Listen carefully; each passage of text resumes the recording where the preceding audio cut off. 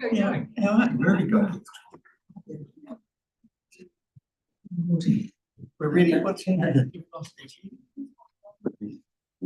Since before you're in the hands on A long time ago. You'll be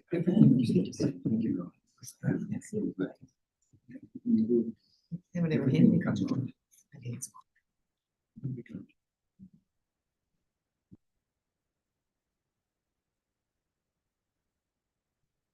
Yeah, well, Yeah, I'm going to have to write in. I'd like to give you an answer to my. I just asked everyone to stay muted. I'm muted.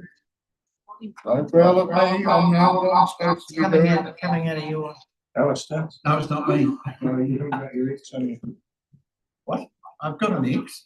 the audio. Yep. Well, it's not coming up here. Yeah, but that's because I moved along. If you turn up How the volume, do we get rid of that little thing? volume at the bottom. your big voice, Alistair. Part of it's muting, and also sure your volume is turned right down on your laptop. I think it's turned bottom. Yeah, but you see, I've got that. What have I done?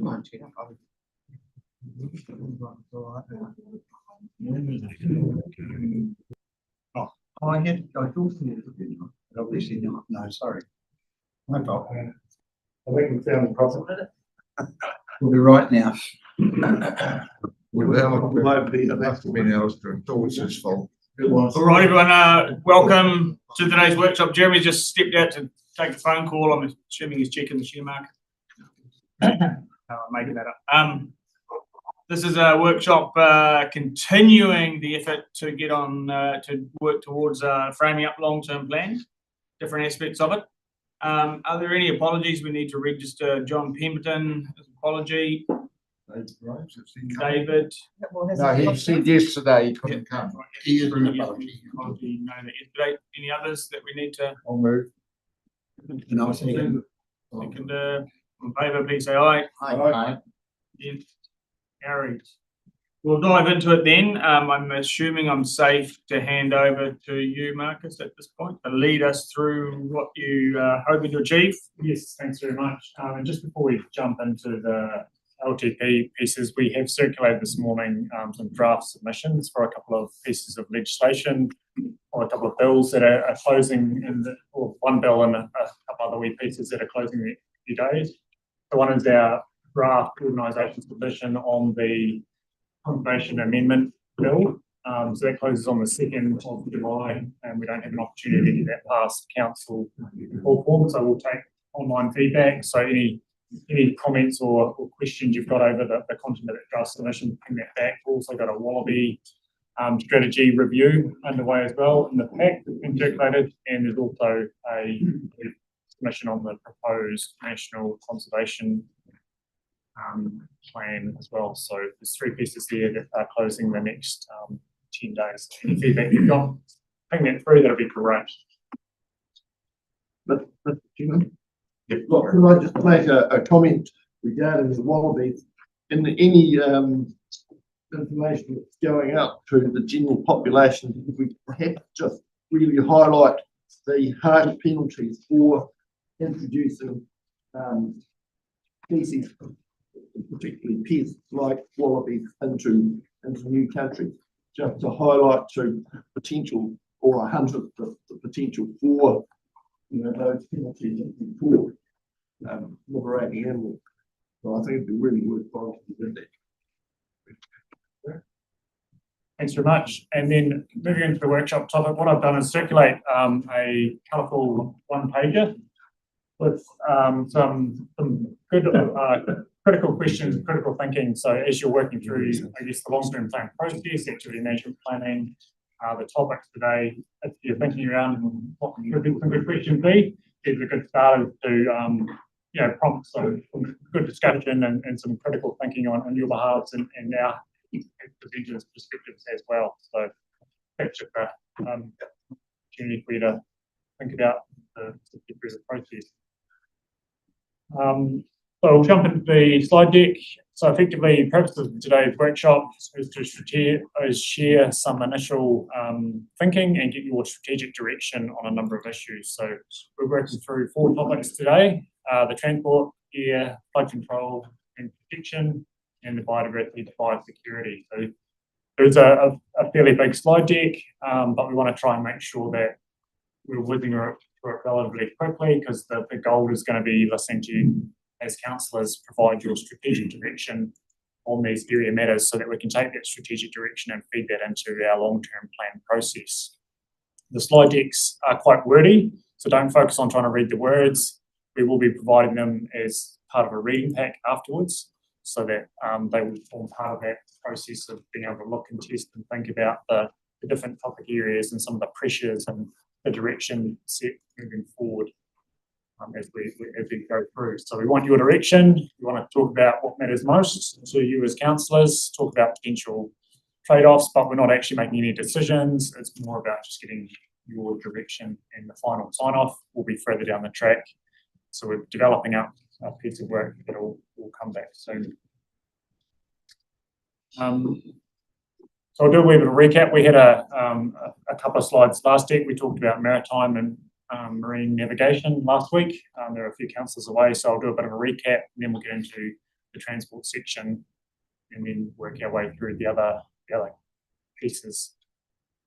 So first slide is why this LTP is different. So there's governance uncertainty and structural change occurring, reforms and system resets, there's affordability constraints, financial pressures, capability and delivery constraints, climate pressures, hazard risks, nationalised standardised evidence, regulatory workload, growth and compliance, step changes, partnership requirements, co-investment dependency, public scrutiny, social licence and trust, the big one, accountability and assurance expectations, and the localism piece with a shift towards more centralised direction through government. So the LTP is going to be grasping with all of these aspects. So effectively what that means is, as we see it from an organisation perspective, that for the 27-37 long-term plan, Environment Southland's long-term plan needs to think about transition, be ready for a future governance approach, be financially defendable, understand capacity, or basically the capacity realistic, and making sure that if we're signing up to a work stream or a piece of work, that we're realistic with how much capacity we can get through as an organisation. We don't want to be biting off more than we can chew and under delivering. So trying to size the work program associated with the budgets, and be resilient first, like thinking about the organisation and the flood infrastructure and where we are as an organisation. We want to be evidence-led and assurance-ready, develop social licence, and of course meet the audit. So effectively that's the general direction for this long-term plan, and happy as we go through to leave any questions or comments. Marcus, just the you could almost add another bullet point associated with affordability constraints, that potentially rates capping is going to be introduced within this 10-year period in the near future. In fact, for the first 3 years plays out, I understand. So that's going to be an imposed constraint. Yes, that's correct. I guess one of the things we talked about too is having our functions at the centre of CLTP. I mean, I know it sounds obvious, but actually making sure our functions are really front and centre to help ensure there's a work program set out there that will be good for any transition. If you know what I'm saying, there's some words around that I think would be useful, so that there's our functions are really clear on the CLTP, and they set up the organisation functions to endure. Correct. That's the next slide after this one. Cool. Yeah. So what we've got is a high-level timeline of where we're at. So effectively, we're in the start of July, and then we're heading into activity management planning. So these workshops this week and next week, we've got another host of topics coming up. We're going to be developing them at staff level between now and end of September, and then working them through exec in October, and bringing them back to council in November. So effectively what we're going to be doing is developing our functions and our different components, the statutory mandates, requirements, the levels of service, budgets, interdependencies, and then be packaging them up for some scrutiny from councillors to make some decisions as to how it fits.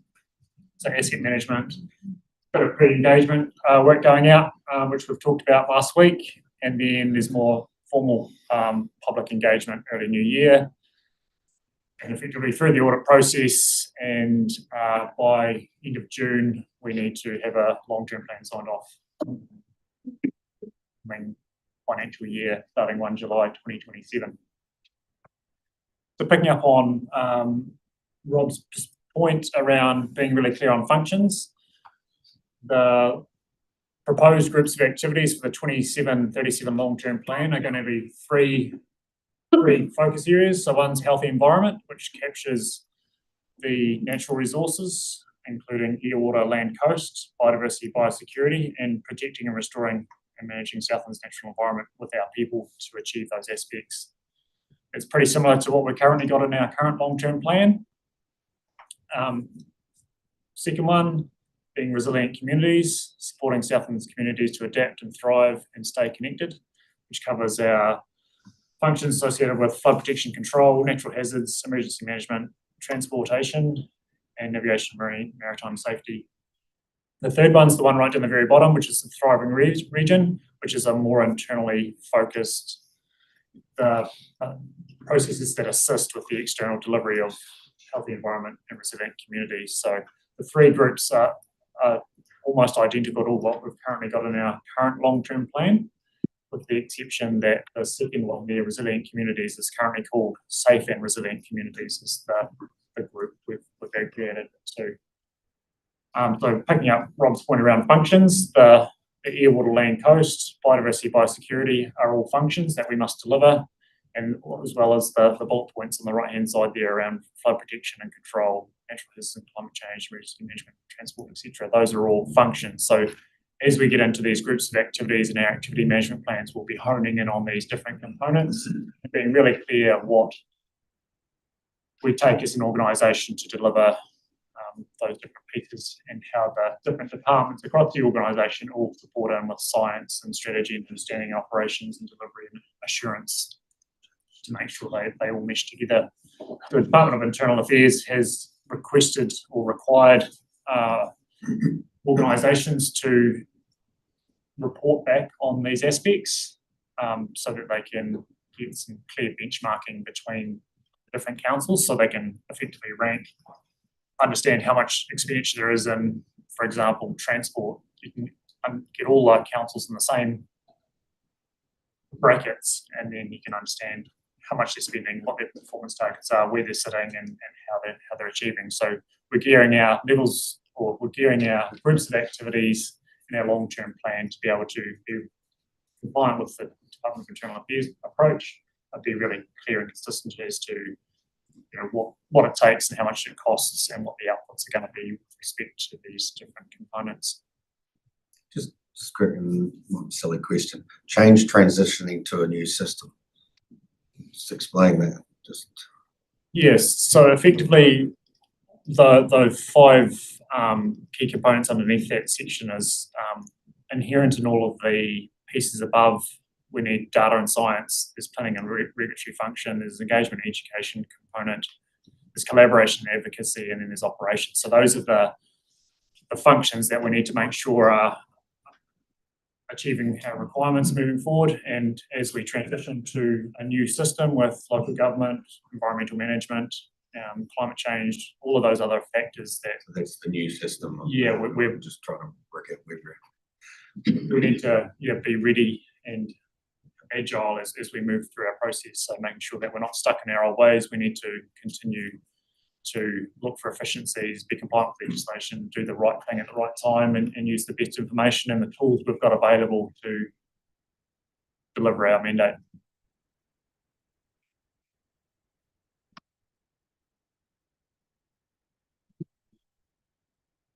Mark, of course.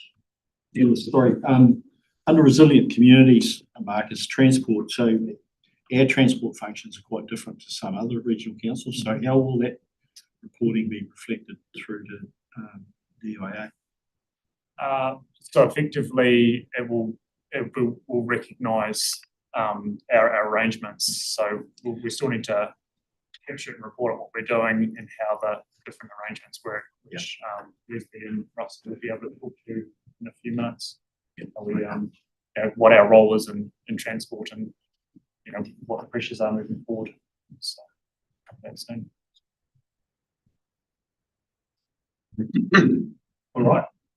Into the first topic, we've got Leslie and Russell that are going to come and sit up and answer some questions. So what I'll do is I'll whip through some of the contextual stuff, and then it's an opportunity for Q&A from councillors around what's being presented and any questions you've got or any strategic direction, and we'll capture any thoughts as we work our way through and we'll get through that. But I do want to mention too that today is actually Russell's last day in the organisation as he heads towards retirement. So he's embarking on a transportation into retirement. So this is his last opportunity to be in front of council and impart a whole lot of significant knowledge and a significant contribution to the transport sector over a vast career in local government, private contracting in the regional councils. So. Yeah, if I can, you were just talking that, I only sort of found this out this morning, Russell. So, and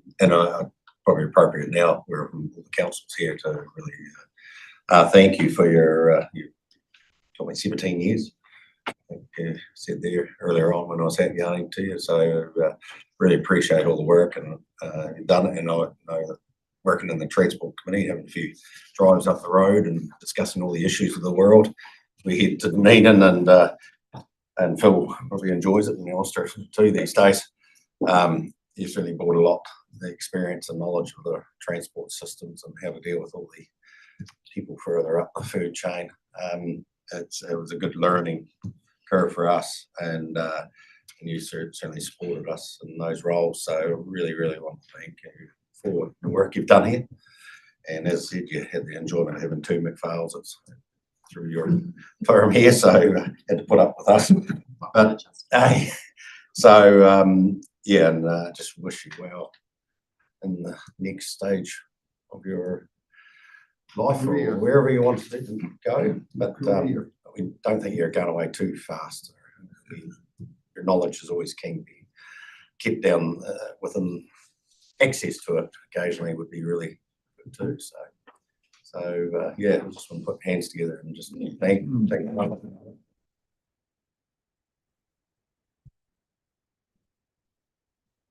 Jeremy, I said to Rob and Jeremy that it's been one hell of a ride for me, a very satisfying ride.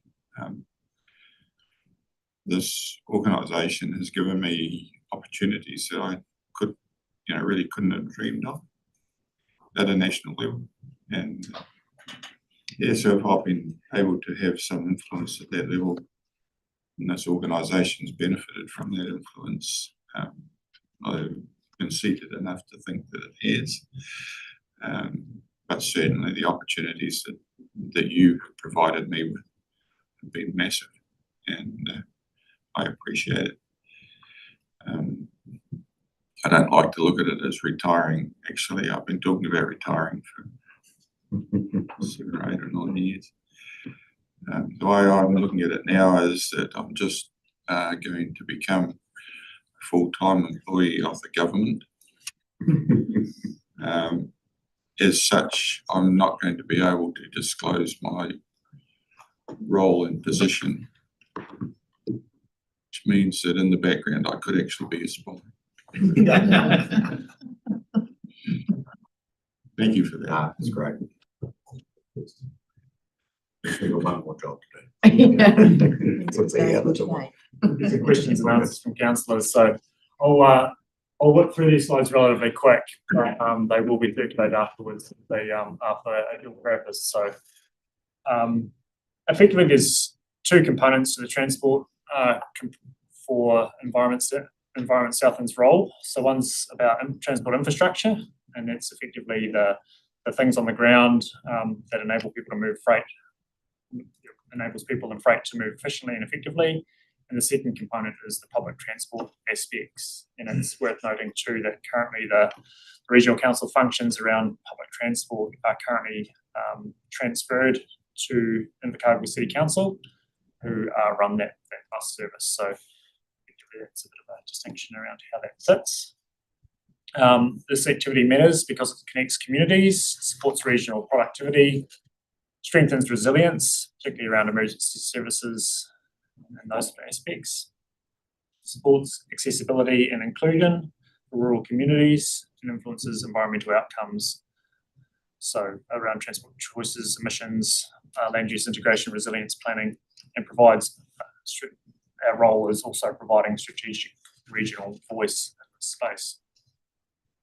So why must we deliver it? So effectively there's legislation that requires us to do work in this space. Land Transport Management Act, government policy statement on land transport, and there's also supporting legislation there with the Resource Management Act, Local Government Act, and Climate Change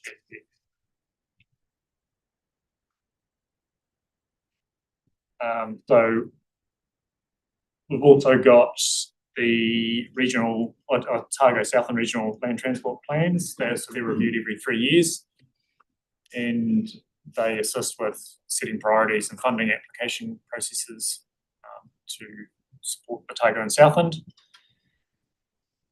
And also we've got the regional policy statement, regional planning processes around these things, and strategic alignment with the National Land Transport Program, emissions reduction requirements, national adaptation plans and frameworks, and the regional climate change strategy framework for action. There's also a wider goal in relation to transport equitable access, emissions reduction, climate resilience, resilience in freight and tourism connections, as well as a long-term regional well-being.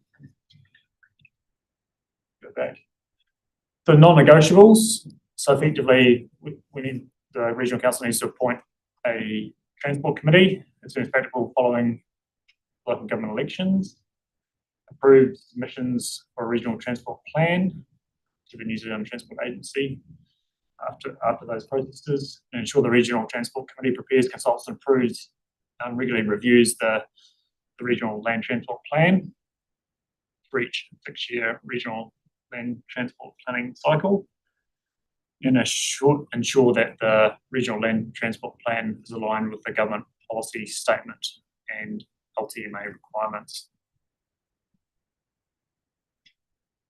The plan needs to be reviewed, variations, public availability, and all of those processes, and contribute and maintain stock effluent disposal sites, which we've got 1 or 2 in the region, 1, and potentially need more in that space progressing forward. So where are we now? What's working well? Currently, the Otago Southland RLTP midterm review was completed in 2024, strengthened the case for resilience, safety, productivity and community wellbeing, while also giving greater emphasis to alternative transport options, walking, cycling, connections and accessibility.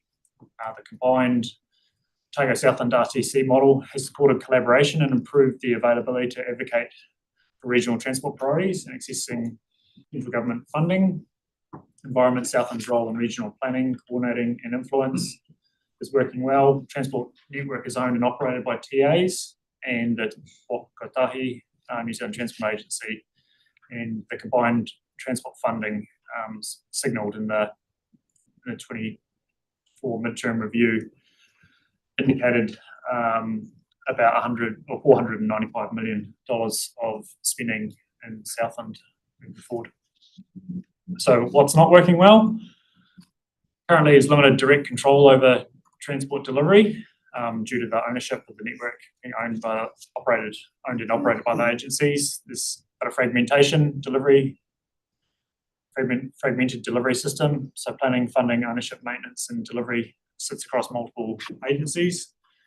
Funding is highly dependent on national priorities. So the government policy statement guides how the fund is allocated between rail and local authorities and NZTA. National funding settings have shifted. So the roads of national significance is a key component there, and reducing funding in real terms for public and active transport. So there's an expectation there that local government seeks additional funding to pay for those other components that aren't funded through that GPS process. The system's currently pretty dominated by roads and limited choice around reduced system resilience. And resilience is a critical issue, particularly for Southland, with exposure to natural hazards, disruption, impacts on communities and freight tourism, and those aspects. So accessibility and transport choice gaps remain. And you've sort of talked about most of those aspects as well.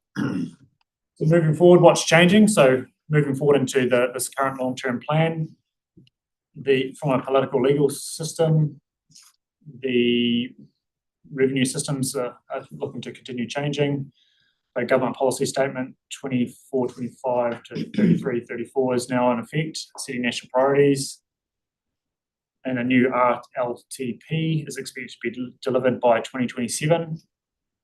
And some uncertainty remains around public transport, governance arrangements, economic aspects. The transport system is critical to Southland's economy, freight movement, regional connectivity, and access to markets and tourism. And effectively, national investment settings create competition for funding. So getting our voice heard in that central government space is super important. Regional transport system must respond to resilience pressures, severe weather, climate disruptions, emissions expectations and land use integration, social aspects, rising costs and expectations and safety outcomes are part of those aspects for the social side of things in terms of accessibility and expectations. Southland is a number of small communities. Running bus services between them is not that effective in that sense, or economic in the broader sense of the word. And technological side of things, better data, regional reporting and evidence are increasingly important. Prioritising investment and demonstrating value. Potentially we're there around the transition to alternative fuels and electrification, a little bit of that technology space. In the partnership organisation perspective, high growth tourism initiatives in Southland, and the need to clarify Southland's role. So effectively the slide is about questions that councillors want to ask around the activity and utilise the information and knowledge sitting at the table that's to my right hand side. So questions around what role council wants to play, what matters most, what does success look like from a councillor perspective, what's fair when it comes to funding, and how much change are we willing to make, whether we want to dial it up, dial it down, or keep it still relatively similar. So we're not looking to make any decisions, just provide some feedback so that we can take that away and build up some thinking and rigour around it as we move forward. Good. Alistair? You put all the outcomes of this thing, of the land transport. But how does it all work? What is our role as the regional council? How do we get the thing to achieve these outcomes? I think that's important to us.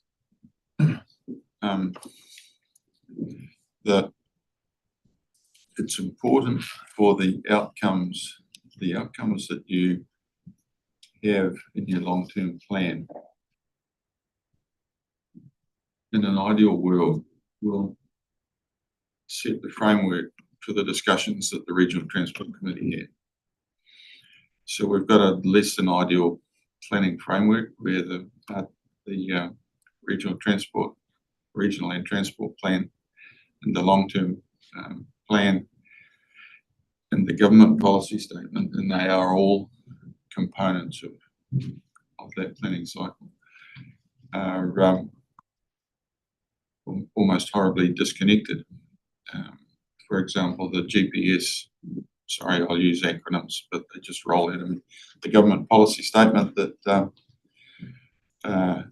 we have been expecting to see a draft of to guide us in the regional land transport plan development for the 27-31 period.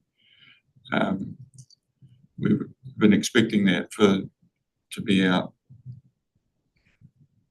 May as a draft to give us some guidance.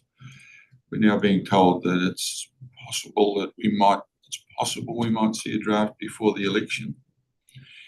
And regardless, a final GPS actually won't come out until after the election in February, March or April next year, when everybody's making their final decisions. The GPS is the component that actually sets the funding, etc. So providing you have those overarching at least overarching statements and desires in the long-term plan, we will reflect them, and they are reflected into the regional land transport plan. The regional land transport plan is the document that forms the basis for all territorial authorities or the road controlling authorities funding applications for funding for projects that receive funding assistance from the National Land Transport Fund. So projects have got to be in there, in the regional land transport plan provides the background information and supports those funding applications. Each of the road controlling authorities has an activity management plan of their own that feed into the bottom of the RLP. So then here, highlighted the fact that there's things that are not working well. The disjointed planning process means that it is very difficult over a longer term to actually see those things flow through, other than the fact that we prepare the document, the RLTP, to support, if you like, the outcomes of their long-term plan. So there should be linkages there. You should be able to see common-ish words. It would be exactly the same because we developed it currently. As long as this workshop will allow us to go easily to go back and look at what we've been working with the RTC over, and saying, are those things reflected in the regional land transport plan?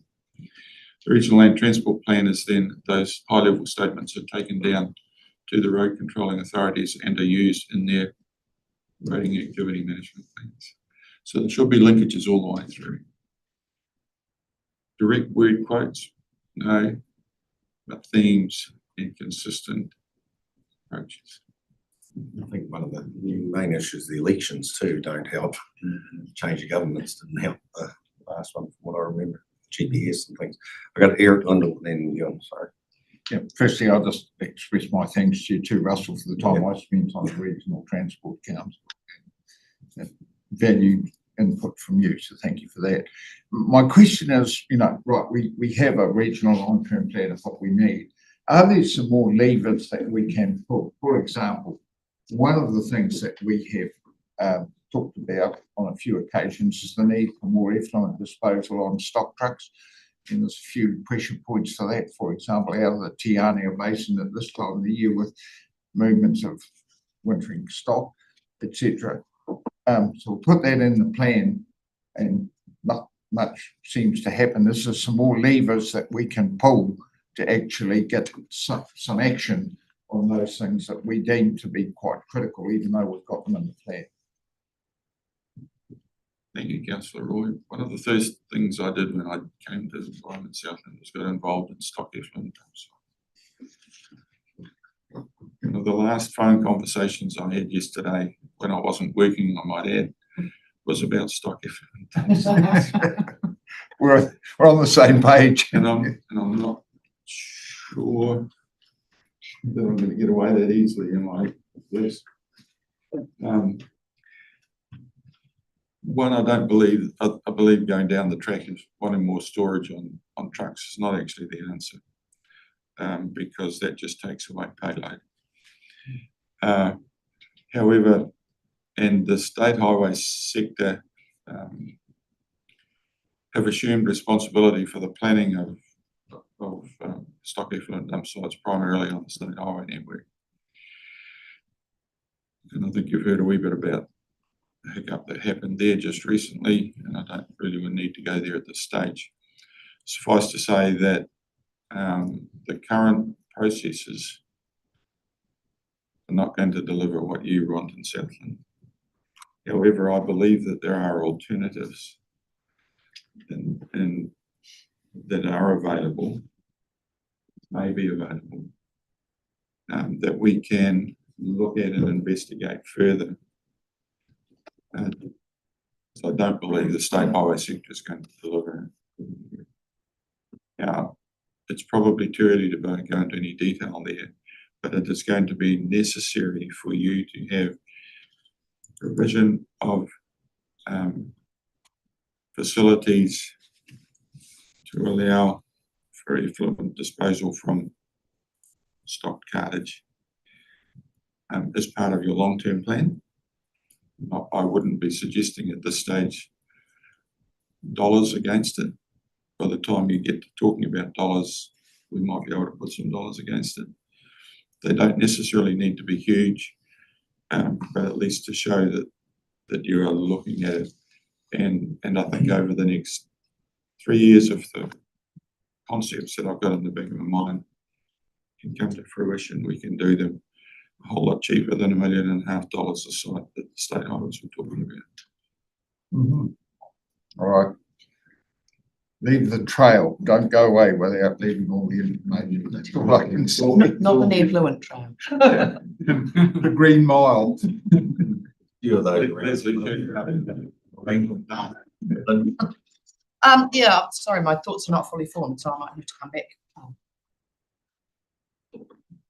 But, and with regard to the key questions that you've put, the regional leadership part of this is critical in my view, because it's spatial plan related, it's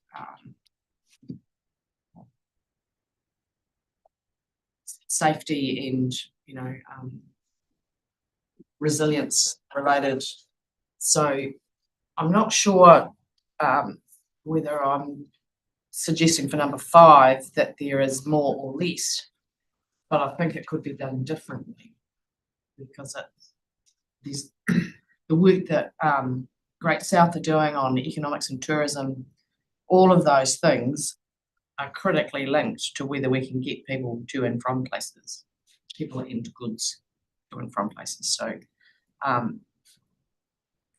the regional leadership role is critical, but I haven't worked out what that actually looks like in terms of outcomes, but I know they're all inevitably and inherently linked. And I've just had in the back of my head pop up the opposition party's suggestion that they would cap public transport fares. Now I know that's not A, our bag, or B, a certain, but it's a thing that we also might need to be aware of. But I might need you to come back to me as I process the rest of my thoughts. Thank you. Again, the regional land transport plan, the way that we're the regional transport committees, combined committees that we're looking at it at the moment, is to actually put a plan together that will be fully supportive and can be incorporated straight into the spatial planning environment. Because I think that in spatial planning terms, I'm not sure whether land use comes ahead of transport, or transport comes ahead of land use. Whichever way you look at it, they're like this, and they can't. The problem that we've had in the last 30 years is that they haven't been connected in any shape or form. So has been a real issue, and that's one of the disconnects probably in terms of regional land transport planning. Because all of that can happen, and then a big land use change can come along and just turn everything upside down. In terms of public transport and capping public transport fares, buses are going to use the same amount of power and the same amount of tyres and the same amount of diesel somebody's going to pay. So capping bus fares is really good for people in Auckland. What concerns me is that this could be road user charges from Southland that's being used to pay for it. Well, and perhaps if I can, advocating for better funding for the public transport providers and infrastructure would be more useful than capping. But anyway. Yeah, thank you, Russell. So, Russell, Leslie, being new on council, I don't have a really good grasp of just the intricacies of how it all works, the transport sector works with the region. So you talked about fragmentation and the challenge across. So where does that fragmentation sit? Does it sit regionally, or does it sit between region and national government, or where does the challenge sit? As things sit right today, the regional council sits where the fragmentation actually starts to show up. So what the transport funding system is based on the activity management plans of the road controlling authorities. And those plans forecast the work that's needed ahead, and as a result, through their long-term plans, forecast the funding requirements, etc. So that component of their work becomes a component of the Regional Land Transport Plan. So the Regional Land Transport Plan is a summary of the funding requests. It sets up the strategic framework that everybody across the region has agreed to, the TAs have agreed to, this strategic direction for the transport network and the movement of people. And that goes into their activity management plans. So therefore, their funding requests reflect that strategic direction.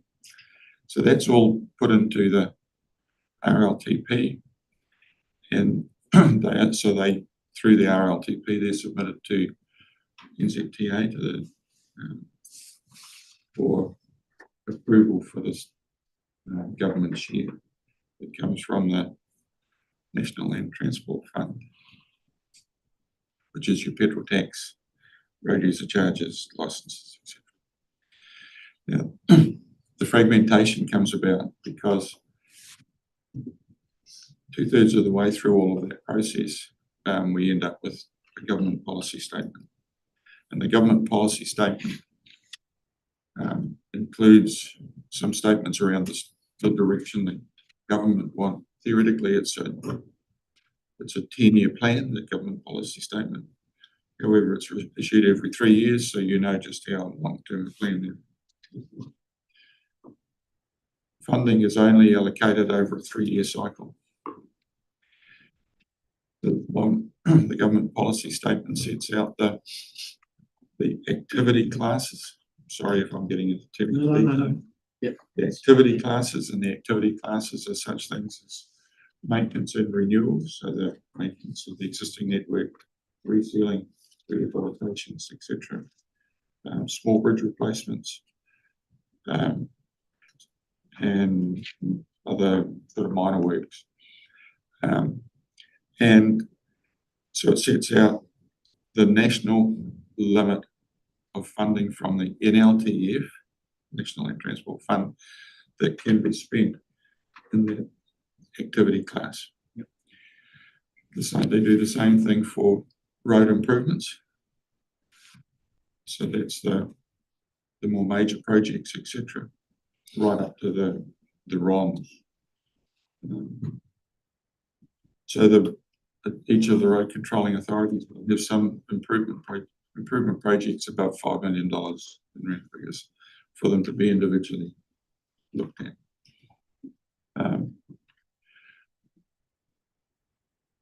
For those activity classes, the funding limits up in the top and bottom level are set. Public transport funding for the running of buses, etc. They also put a top limit on the amount of funding that can be used, allocated from the NLTF across all of those activity classes. So if you add up the top numbers of each of the activity classes, they add up to a number way above the total funding. And it's NZTA's job to allocate the funding within those to the road controlling authorities. So they've got to be within those bands, but when you add up all the funding approvals, they're not allowed to go above a certain figure. So you get this disjoint. Yeah, and that'll be reflective of the government direction. And that comes out late in the piece, as I indicated. So, the desires of the road controlling authorities to meet their long-term plan objectives, the objectives, etc., the long-term objectives of the regional land transport plan can be sucked out from under our feet by it. And it's happened in my years here, it's happened twice with major changes in the GPs. Thank you, Rob, Bill, Morris. Yeah, Russell, have you got any advice to council around the joint Otago Southland committee? And is it realising its potential in terms of its influence, and supplementary, is there scope for a broader collaboration amongst the South Island councils around transport to make sure we're getting our share of the cake? So, and you've got a free sheet of paper. You're in a very good position to provide some frank advice. I don't usually use one-word sentence replies, Rob, but the answer is yes. So the Otago Southland collaboration, the Regional Transport Committee collaboration, I think has been hugely successful in getting joined up and understanding conversations and getting a joined up approach that looks at the wider area than standing on the boundary of our region and looking in. It forces you to actually turn around and look out. And so what do we need? What's needed across the South Otago Southland? But it's also forced people, and we've now got the South Island RTC Chairs Group meeting regularly, which is taking that conversation one step further, because the issues at South Island level are the same as we got in Otago Southland, the same as we've got in Southland. Slight tweaks in different areas. Christchurch City is slightly different approaches needed, but Queenstown's a tourism outlier and a challenging area. But the joined up approach actually allows much better conversations. And I think that to that end, one of the things that the RTCs met on Tuesday and have asked the staff to prepare 3 or 4, we would call them election calls, but common statements that each of the RTCs can use in the political environment. And I think that probably if there's something that hasn't happened, and generally doesn't probably happen sufficiently from down the bottom end of the country, is actually really working that political environment. I think our RTCs have sort of get one step back from becoming too active, but I think that now's the time to do so that you continue with a joined up approach. If Southland ends up with 2 unitary councils, and I can tell you it's very difficult in the Nelson and Tasman area to see how their councils are working together. they do have a joint RTC now. But the RLTP is not heavily focused one way or the other. It hasn't been that way. So I think that greater area, the RLTP will still be a component of the spatial plan thinking. The joined up approach is essential. And can we make that more visible in our long-term plan, that those runs have been more political? I just think I absolutely agree with it. So that's something that the council might think about. How do we make that a bit more visible in this plan as we go forward? To need to be to get that influence to be political and to lobby and ensure it happens. okay, thanks.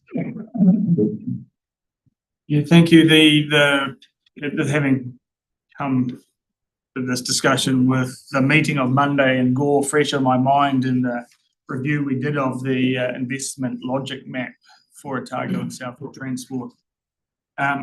One word that keeps returning to my mind is the word enabling.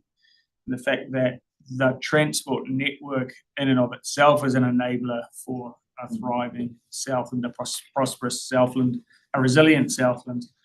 And that even that word enabling, we spoke about the regional land transport plan, has to be framed in an enabling way, so as to not eliminate options to you, but to preserve or keep you as many options as possible open.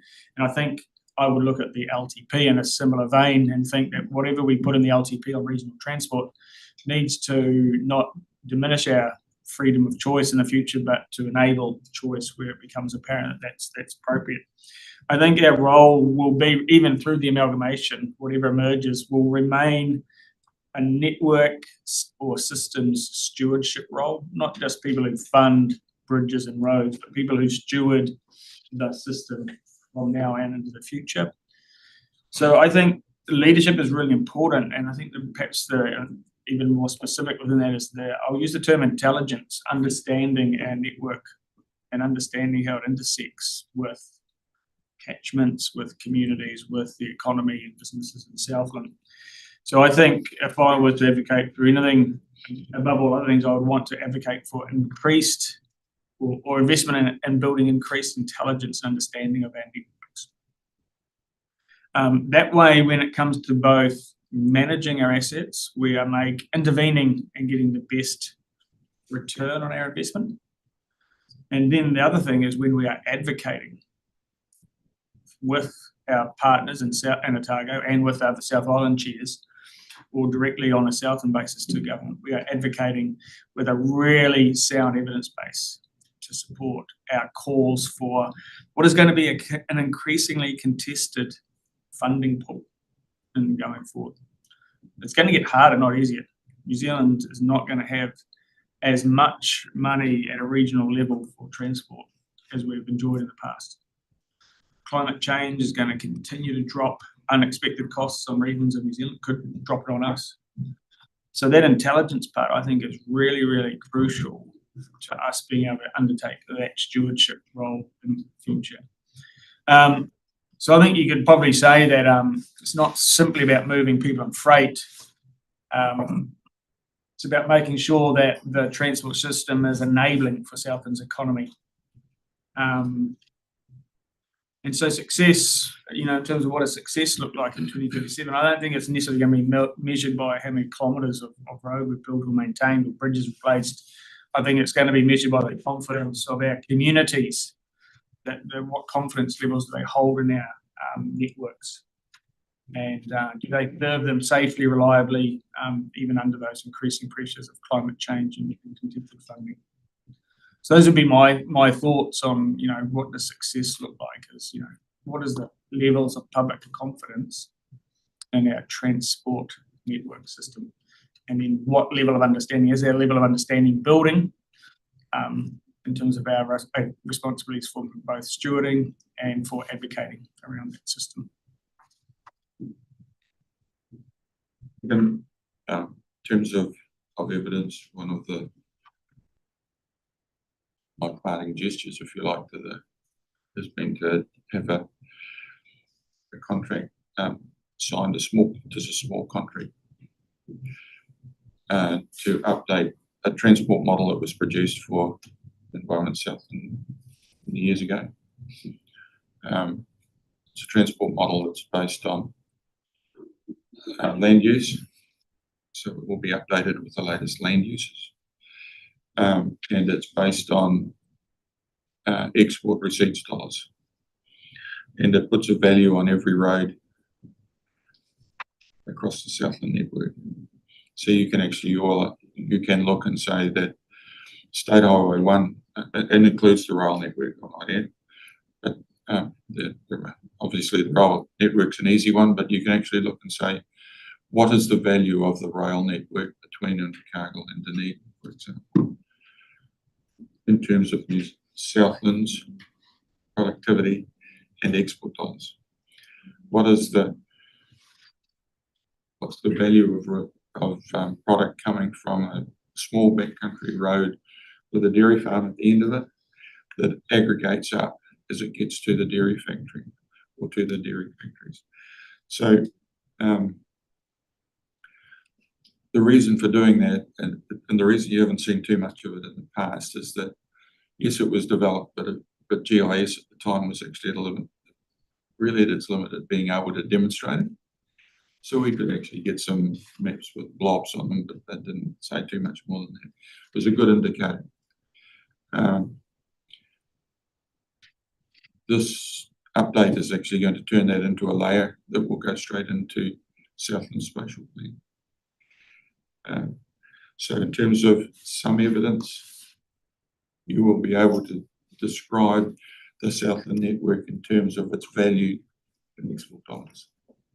And I believe that that's the metric that you should be looking to use when you are looking at the proportion of the National Land Transport Fund that comes back to Southland, because that's the contribution that is going, all of that export dollar, nearly all of them other than the tourist dollars, includes tourism I might add, but it is on trucks. So it's almost a direct relationship there. So, perhaps just to draw the connection between that and the conversation we had yesterday on canoa funding, and the fact that within 5 years, the Mataura catchment will be the most understood catchment in Southland. You overlay an increased understanding of our transport networks, and suddenly you get the ability to make far more discerning decisions around where you invest, especially where your transport network intersects with your catchment features in a way that builds resilience for the region. So I think that's really exciting and positive, but I'd want to emphasise that intelligence function is a really important enabler of an enabler. Would be what I'm going for. Add something small in that space. Russell has been the leader in developing this thought process throughout New Zealand, so I think there's a lot of credit there that needs to lie. In Southland being a leader. it's taken a year or two to get to here. Take time.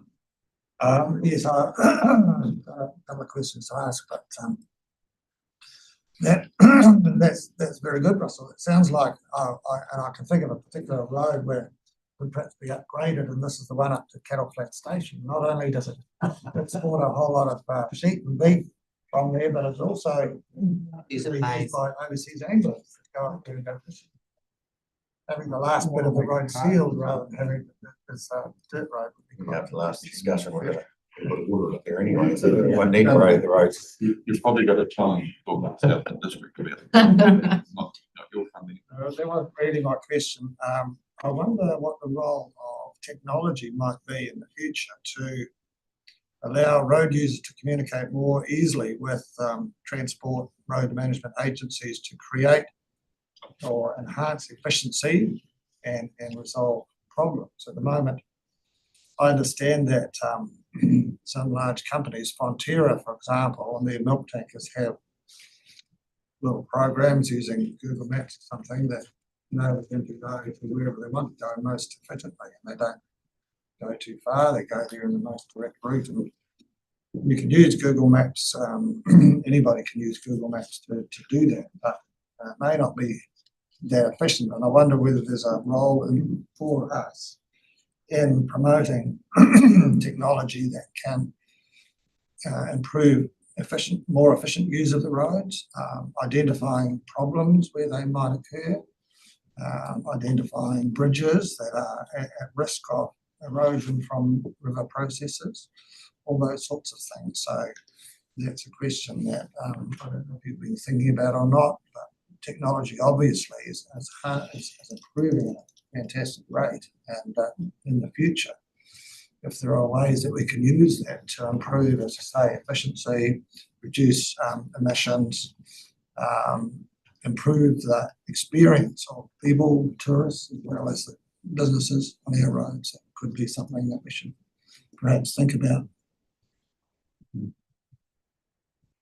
Conscious of time, Jim, we're looking to move into equality section 5-ish minutes, if that's okay. Yeah, I thought that was the last question. Thanks, No. Chair, and thanks for your 17 years of dedicated service to transport in Southland, Russell.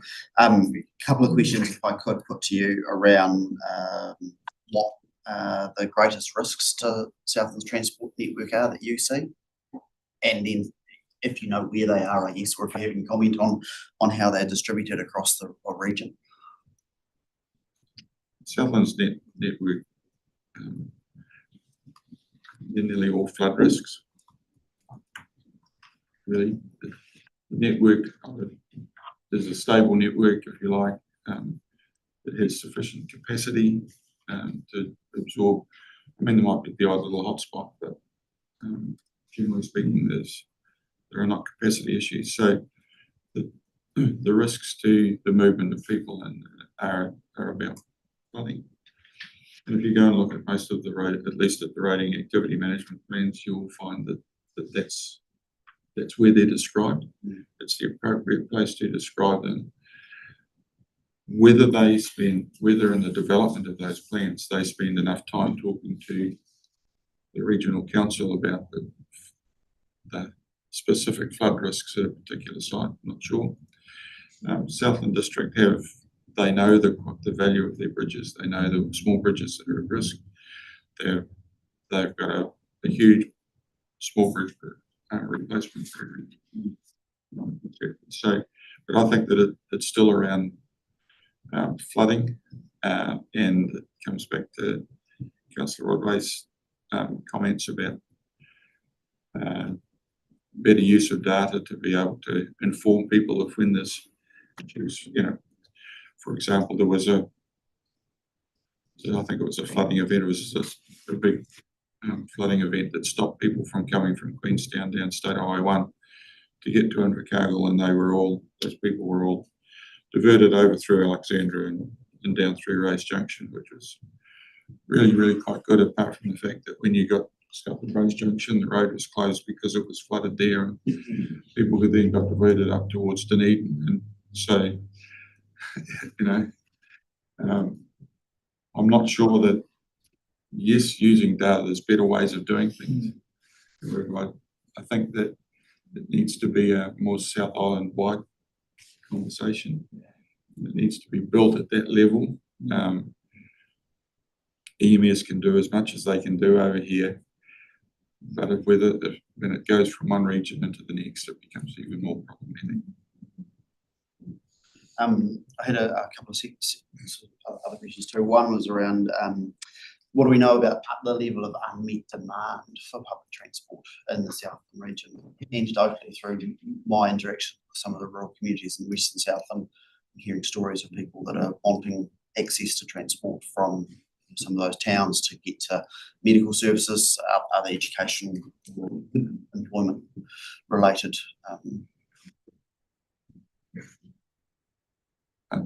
Don't think about public transport. Don't talk about public transport as a term, because people their minds immediately go to buses.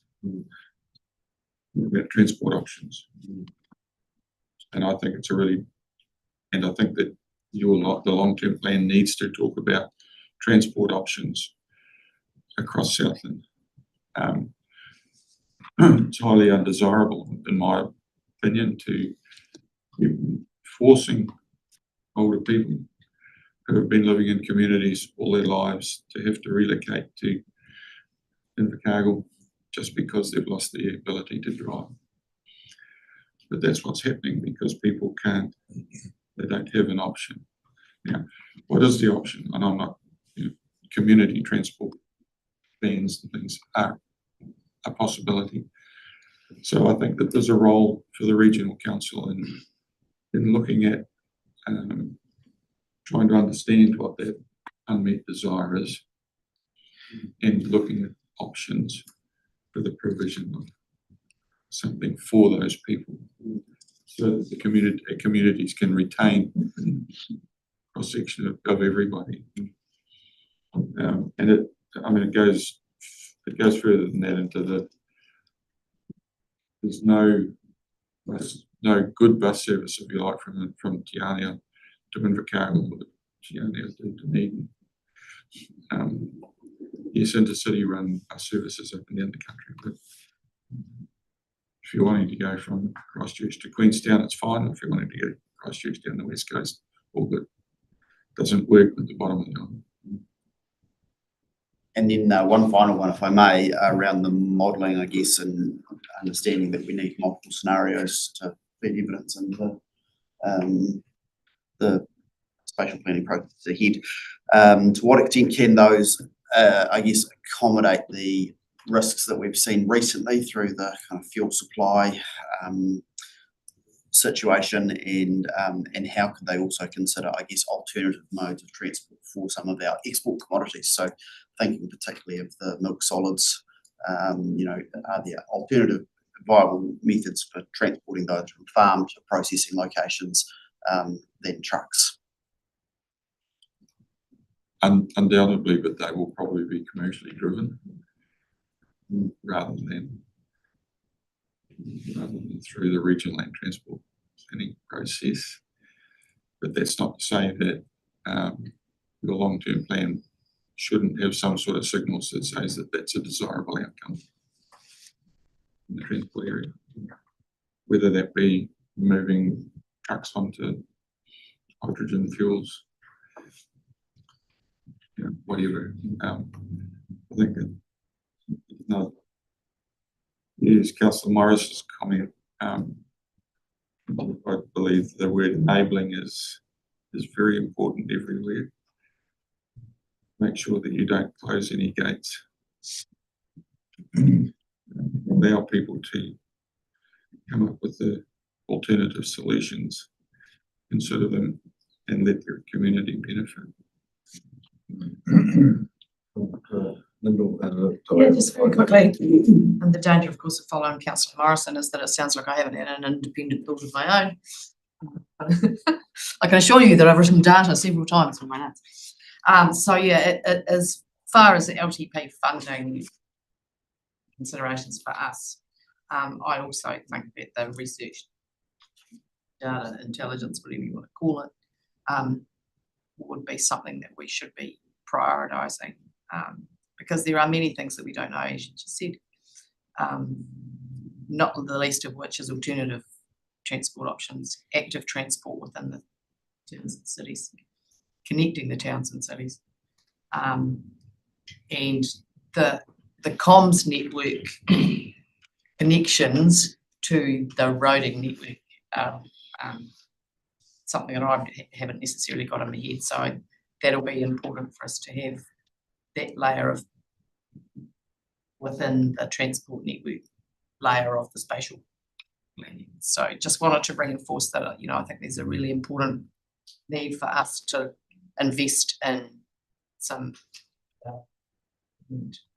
alternative models that probably already exist somewhere in the world.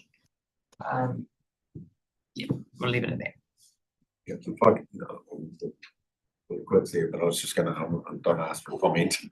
Obviously, the GPS and the influence of the elections in regards to that, I've seen that working, and we need to have a national infrastructure strategies that can't be, you set national direction. We invest and we stick by it. A new government shouldn't be allowed to come in and, oh, we're going to tweak it, you know, and it's just highly annoying, all different levels of the system, we know that, and not just in transport and everything.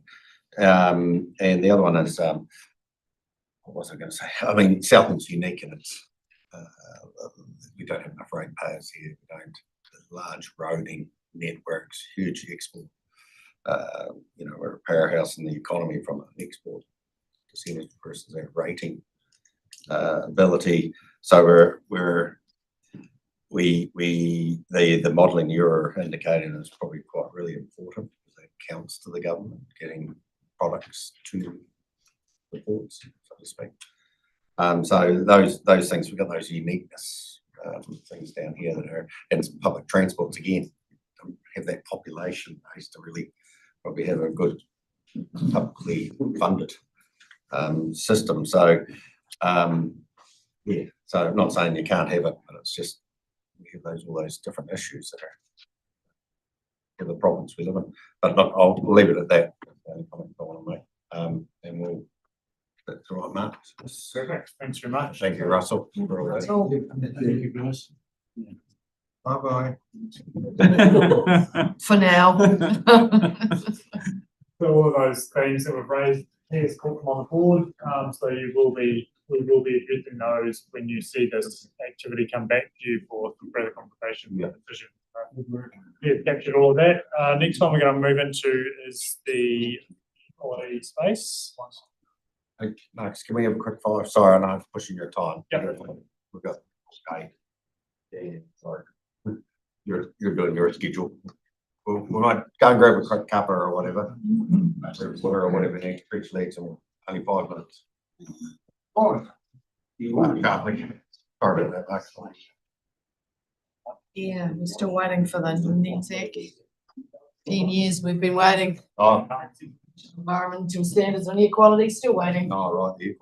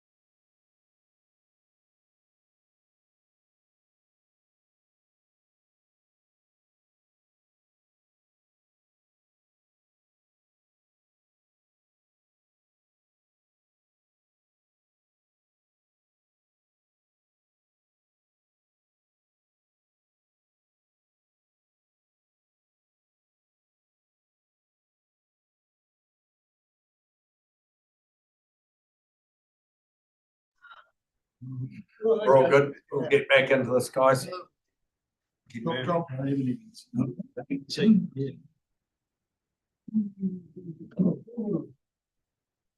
The next one here is a guru apparently.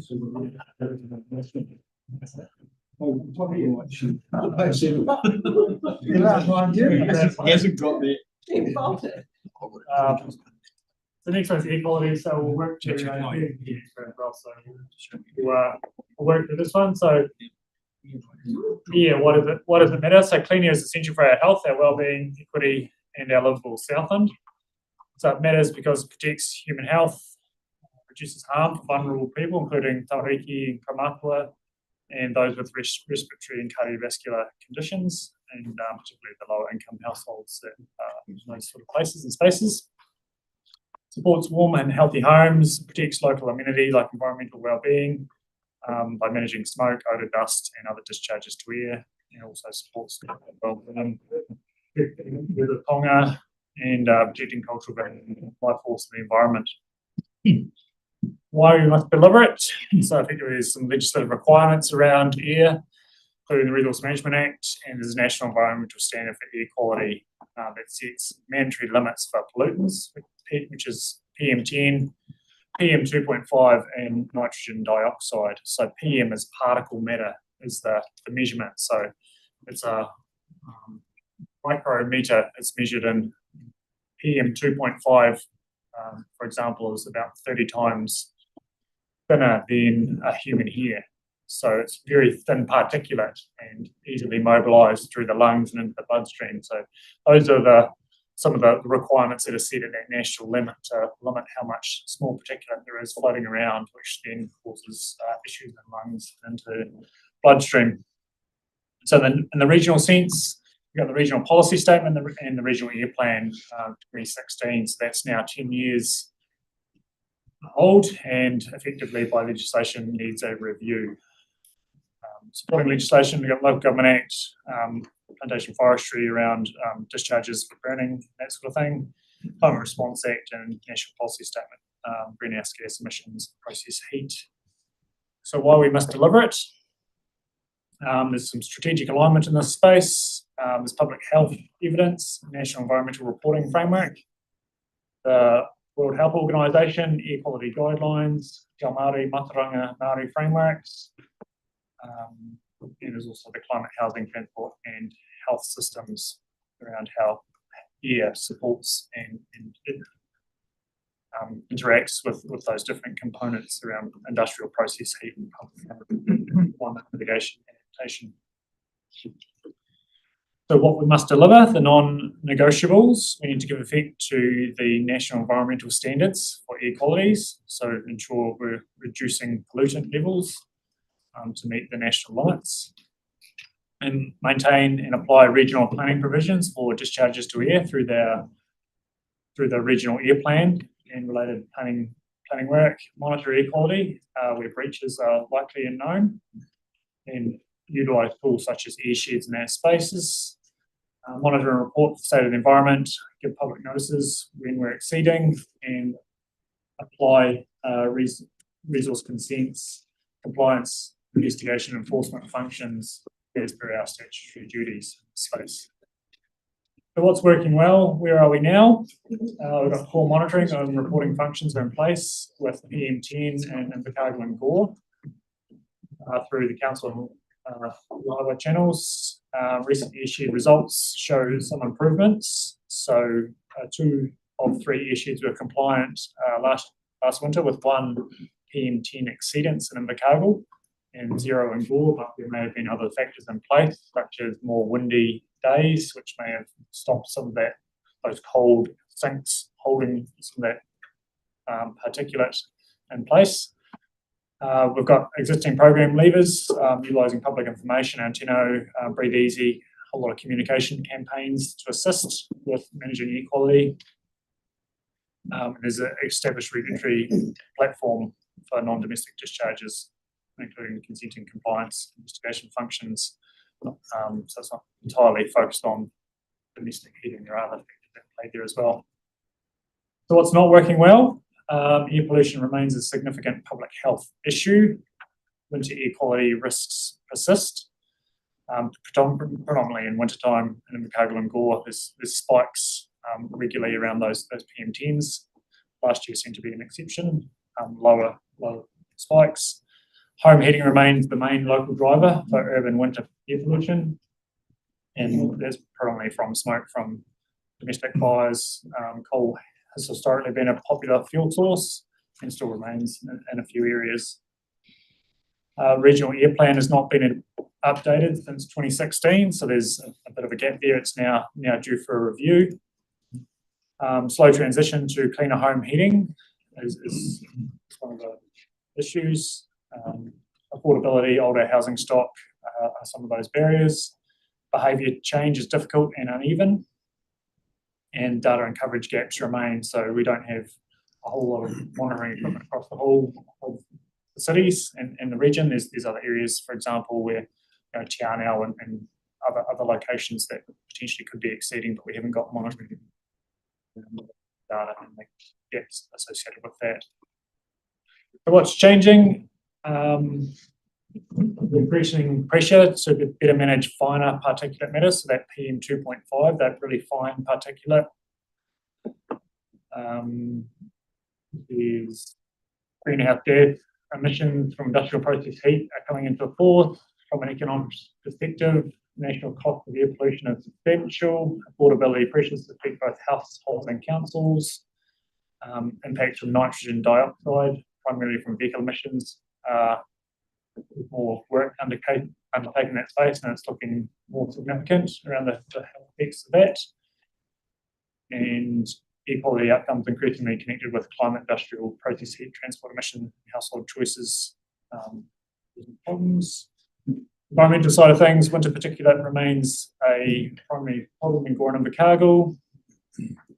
And from a social perspective, there's the affordability, low-income households, which are difficult to shift. Technology, cleaner heating technologies are coming, including improved monitoring capability and better data, may change what's possible and expected. And monitoring capability and expectations are evolving.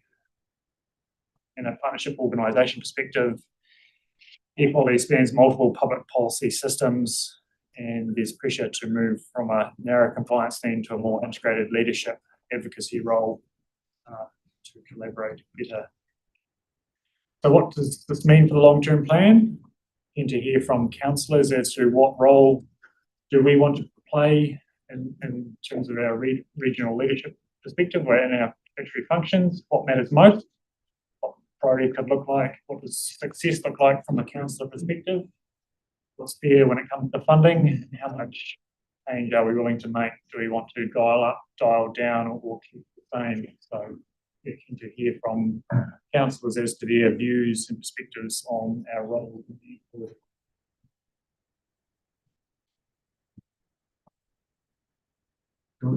Question fact to start. Oh, sorry. The questions first with Paul. Nothing. Sorry, I'm busy reading it all. No, it's all right, Chair. With regards, thank you. With regards to the air quality monitoring within our region, we deal with it in Invercargill all the time.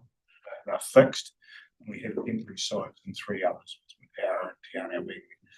And I sort of can't understand why we can't do it in Te Anau seasonally, because it's pretty specific and it's targeted, and it should be pretty well known that the air is still in Te Anau during winter, and that's when people are lighting their fires. And I don't know why we don't do it every year over a certain period of time. You could call it targeted, but if we're not doing it, you'd sort of think it's a bit silly why we wouldn't do it. So I think that needs to be something that we look forward or look for improvement into the future. With regards to Whitton, that can be very similar as well. It's still here. Mataura, maybe not Ruathan as much, but Mataura I can see. Especially seasonally over the winter periods. Sorry, I'll go. Phil. I was going to check, you said that in the issued terms, there was one there was mention of one of three or something. What was the third one? It was Invercargill split into two. Winton's the third one, sorry. Winton, okay. And so I'm assuming like for water quality, we often go to FMUs or reporting catchments as the unit for management. So air sheds is the unit of measurement for air quality. Is that just want to clarify that's how we're thinking and how we divide it up? And we can define those depending on, predominantly it's an Invercargill perspective because the domestic heating is the primary contributor. Therefore, the measurements and how we manage response control of the air shed. And where there's an industrial facility and it sits outside an urban air shed, that's managed via a separate mechanism in terms of monitoring emissions. Yes, that's managed through the regional air plan process. So if there's an air discharge associated with it, and go through trigger the air plan, and therefore would go through the monitoring and reporting and requirements associated with managing the discharge associated with that activity. The consent will be. Right, yeah. I'll go Jeff Morrison then here. Chair, Mark, if I could ask, and I may have missed it, but I don't think so. In terms of human health, is burning wood preferable to coal, or are the particles quite similar? I guess it's still putting particulate in the air. I guess there's less, and I'm certainly going to carry it with the sense that I'm not a scientist, so Wood's way better, I would say yes. wood is better than coal. way better. In terms of human health. Yes. No, thank you, that's all I needed to know. Especially with the new design of the wood. Oh, thank you, Mr. Chairman. Yes, the review of the air plan is about due now. I think if I remember correctly, I was the only person on the panel when I heard that in 2016. I don't think anybody else was. I heard that alone. But somebody else, Eric, if you were here then, you might have been on. 16 bells. But we didn't. I was here, but I'm. Yeah, no, so the big issue then was Paying phasing attention out to. of coal. Phasing out of coal, and I'm pretty sure there was some rule in the plan to encourage that. So I think the review of the air plan is obviously something that's pretty important. Bring it up to date. We didn't really talk too much about 2.5 at that time. It was the 10 micrograms. So yeah, I think this was room for review of the plan. Some of the things the plan didn't cover very well was the open fires, people burning hedge clippings and stuff in the purely urban area like Ototara. It was terrible. Every time we get a lovely sunny day in the winter, somebody lights a fire, and you're lucky if it doesn't blow over your washing and spoil your gardening. So I think that's a weakness that we have at the moment. Could be looked at a bit more. Yeah, and whether or not there should be other air sheds, like the town owl is growing quite a lot. It's a possibility that we could think about. That could be managed a bit better. Some thoughts. I note, and I don't have any dispute with the fact that winter heating is a big contributor to air pollution, particularly with particulate, and questions been raised already, wood versus coal, and I think we all know that wood is better and it also has less of a carbon footprint. But my question is about how do we measure the crossover? We've got a number of people that are sort of trapped into burning some kind of fuel to heat their home and can't afford to go elsewhere. And if they have a cold home, there's also a health issue for that family. And there's got to be some sort of crossover and some sort of time frame that we have some expectations. I mean, we're not going to fix it tomorrow, but we need to be sort of driving information and having some sort of plan, and also being aware of the consequences of refusing heating to people who can't really afford another option. So, I mean, it's a bit of a mishmash, but yeah. Correct. And I guess it plays across multiple different agencies in that space. Like the cost of providing health to respiratory issues associated with, living in a cold, damp house, when you can't afford to heat it. Combined with other options, like unfortunately we can only control the air space, but the perverse outcomes associated with saying you can't burn coal, or you need to go to electricity or something, some other alternative. If people that aren't willing to pay the power bills, or They don't own the house. consequential effects associated with low income or socioeconomic groups, they end up in hospital with respiratory issues, which then costs a whole lot more to try and resolve and fix. So there's definitely something in there. But we do support the Southland Homes Trust, which is primarily insulation first. Yeah. In terms of getting those deprivation index. Supplementary, is there any kind of modelling that sort of does that balance of for that low socio-economic? I'm just aware of making decisions that are not going to provide a worse outcome than what currently exists. Yeah, I would say that's why we have. Well, it's an area that we could invest in moving forward, Right. in terms of trying to get a better understanding of.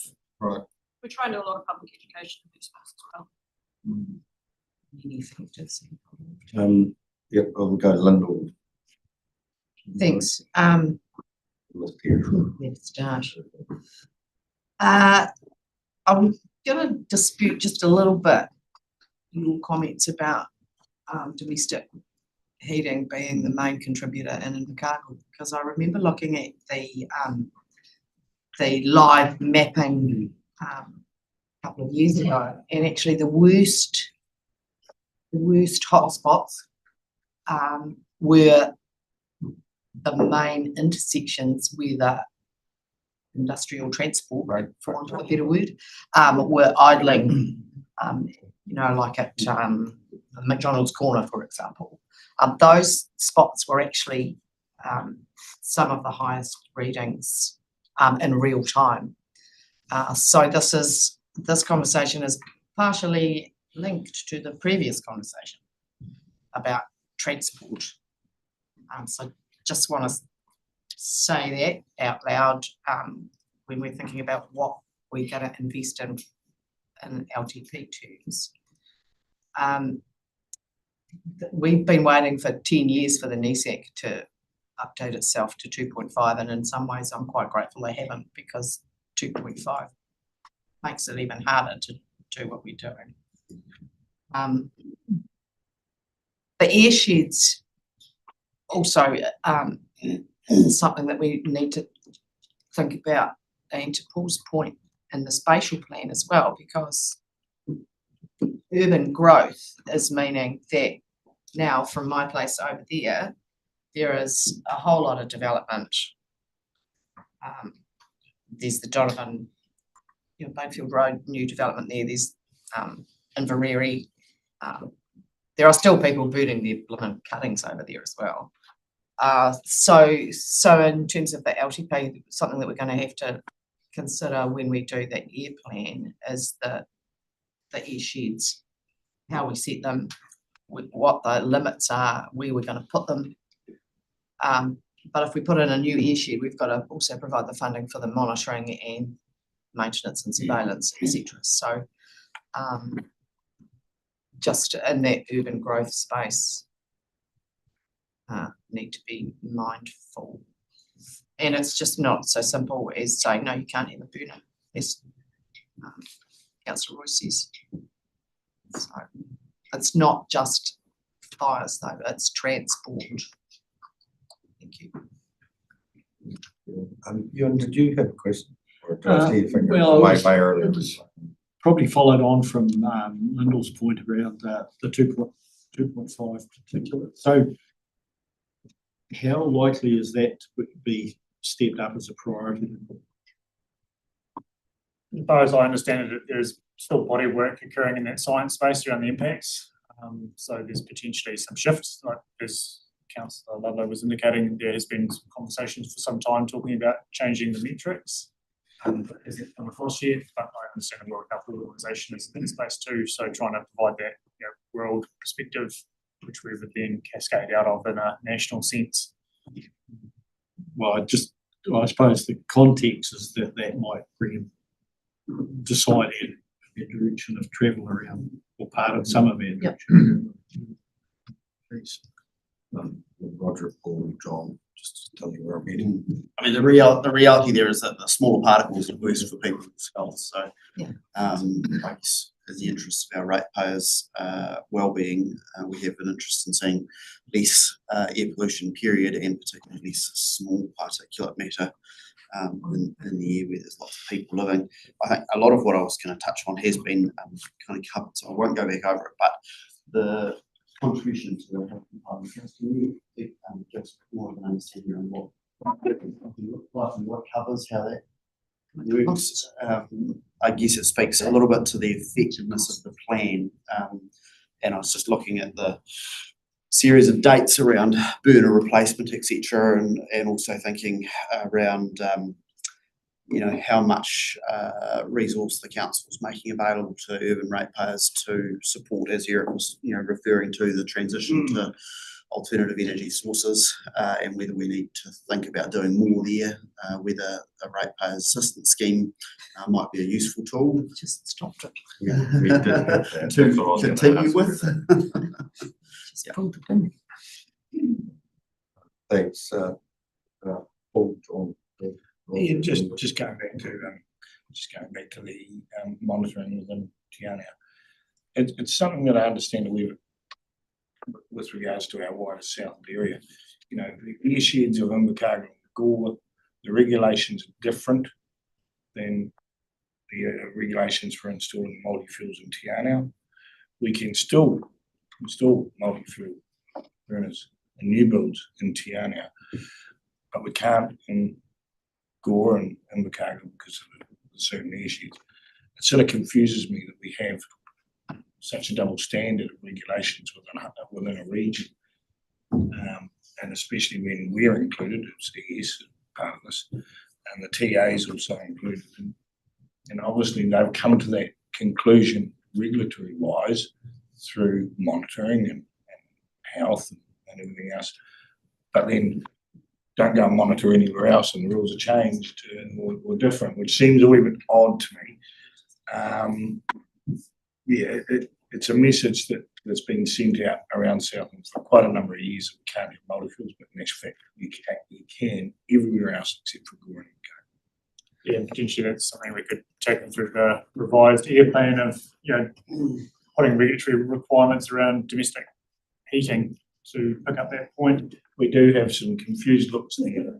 Are you concerned that that information is incorrect? Well, the potentially could be a reverse outcome where if you enable the multi-fuels to go in and then all of a sudden you have air shed threshold and then all of a sudden you've got to regulate everyone to try and change. You want to, a domestic heater or burner is not something you replace every 10 years. So, the sooner we sort of act and prevent it hitting an air shed threshold, prevents the regulatory response to try and get it back under an air shed.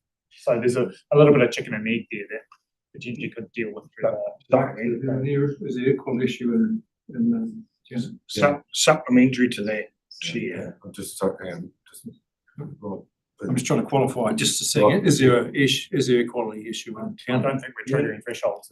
When there is monitoring, there are some thresholds, I think, but that's only when there is a temporary monitoring station within South or within Te Anau, and that's only at certain times of the year, which don't fall within those times that those particulates are at their worst.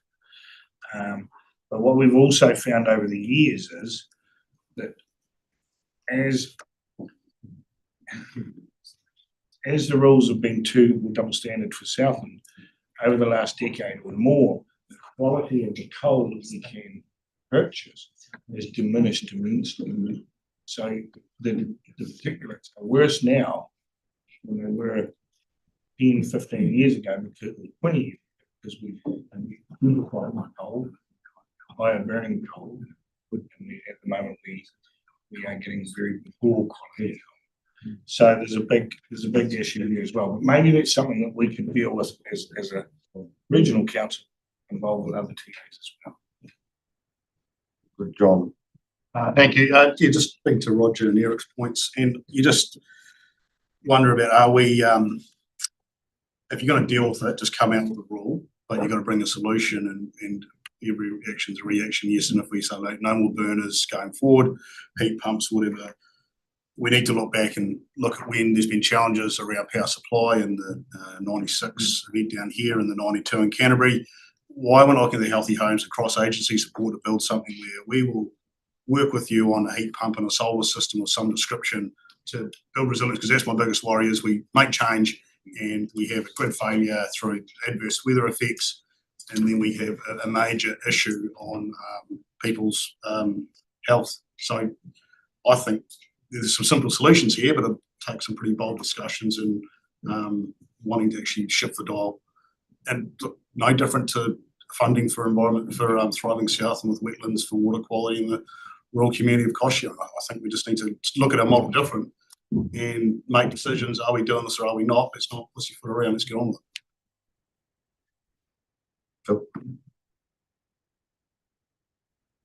it. Me? Okay. Oh, so my harnessing these sentiments that resilient Southland will be a healthy Southland, and that if we electrify to the far greater degree both households and transport networks, that must generate gains in air quality within the main airsheds.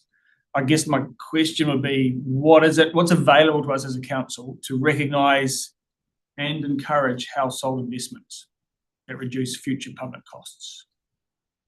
Because if what are the levers, what are the range of levers available to us that we might pull, might influence households to invest in household level resilience? Solar, batteries, resilient power cuts, options for heating homes that don't rely on burning things. For example, my house, I don't chop firewood. My wife's happy because the risk of me hurting myself with a tomahawk is significant. Public health benefit there. I don't have to worry about stacking firewood during the summer. So, but I mean, I get no recognition for that contribution to the airshed, for example. So I guess that's the question. Is there scope to think of the options and whether we can weave any of that into our LTP thinking as what are the levers we might consider pulling? Because my sense is, I know that we've withdrawn support for ratepayers, but I also sense that there's increasing enthusiasm and increasing evidence for the investments in these areas. And the Mike Casey's and the Electrify Aotearoa and the data they're providing indicates that not only is it good for households, but it's good for the region and the nation. We can encourage electrification. And I think in terms of trying to be efficient and effective, a solution or action we can take that is going to tick multiple boxes and achieve multiple outcomes across transport and electricity and resilience, emergency management, all of those things. That's where the winners are going to be, I guess, around this table in terms of the ability to influence. If you're getting one for one in terms of dollar spend for dollar spend is not as efficient as spending $1 and getting $5 worth of value out of it because you're spending less people to hospital and those other things. I guess that's part of how do we really build this LTP and our regional leadership to get Southland on the right track for a number of different positive benefits. And I would imagine you could benchmark across the nation and beyond who's got the best ideas, the coolest ideas that are actually helping ratepayers or communities make these decisions, or what supports possible. Even if it is just simply advocacy and information that helps people more quickly make their own decisions on, yes, this is sensible investment. This potentially could be our role as a regulator. Historically, maybe we're more of a non-regulatory approach, and there's other opportunities in this space through the LTP to incentivise and enable and direct and assist to cut the course. Well, does the regional council have any responsibility for rural type people? Because we do have inversion layers at times around the place. Does a short, sharp dose to us old fellas out there not affect health? We're in town It does. I'm asking you, do we have a responsibility? Because sometimes in the wintertime, you get up and that inversion layer's right there. I think this Only in Riversdale, but it does go up. Tumbleweeds will be all right out. That'll be fine. And so, you know, what I'm trying to get at, where is the regulation heading? Because it's only going to get worse, I think. And sometimes we have fires around the place, burning hedge clippings or all sorts of things. Do we have a responsibility? I think it's part of everybody's responsibility, and I think it's the consequences of it as well that we need to focus on. Like regulatory is one approach, but ultimately we should be thinking about how do we keep ourselves happy and enable them to get old. We're there. And comfort and There discretion. is a regulatory responsibility too, though. I'll just, if I can, I've got people giving me a second go, so I'll jump in first. We did have reports about the other health issue. It was tens of millions of dollars of the other bits and pieces of, you know, if we shut one thing down, people need warm houses. And I mean, and the reality in Southland is we've coals sitting on huge deposits of coal, pretty cheap energy. Well, it is, but I'm not saying I'm advocating for that. And I can please to say that there'll be about 7 or 8 tonne less coal being used in Gore now. People can breathe in Western Gore. So I've changed, got rid of the boiler. But it's actually, it costs a lot of money to change your systems too. But I've been walking around Gore in the middle of winter where you're sucking in smoke on a cold, still night. But it is a problem when you look at it as available and it's cheap here. But but that report, you know, I was just saying, some of them can we dig that old report out? I thought it was quite challenging for the community to see some of the costs. I thought it might have been 100 million. It was phenomenal, the cost of the health system with having about the particle issues, pollution. So, but you know, like we did have that scheme where we were funding, and for some reason people don't know it was too difficult. I know I looked at it for myself, and it was just it was too, you know, I can't bother doing the paperwork on it. You know, it was but I know people didn't do it though too. But it was just providing the capital and the loan for them to get involved. So I thought it was actually not a bad idea. System not fit. They were still paying for it, but it was actually just providing them. But it needed to be probably a bit easier for them to get. But anyway, that's all I was going to make a comment. Phil, you're not allowed to say. Sorry, I'm just, everybody's getting second goes. Rob, did you want to make a comment? No, I'm good. You're all good now. That's good. I was going to ask actually, how does this fit within the council's priorities? Something as you were here. Is that something that you consider in CLDP to be putting more comment on? Yes, comment on that question. Yeah. Because there's a question to it, right? But what I was going to emphasise is that I don't know if we want to articulate it as prioritising air quality, but I would articulate it as prioritising resilience in our community. And in terms of that question, what does success look like in 2037? I think it'll be we're experiencing healthier air because we've made good long-term decisions across energy, transport, industry, and housing. And air quality is therefore an outcome of that investment in resilience. Would be my comment. And that resilience narrative connects so cleanly to transport, to emergency management, to climate change, to integrated catchment management. It's kind of an integrating theme.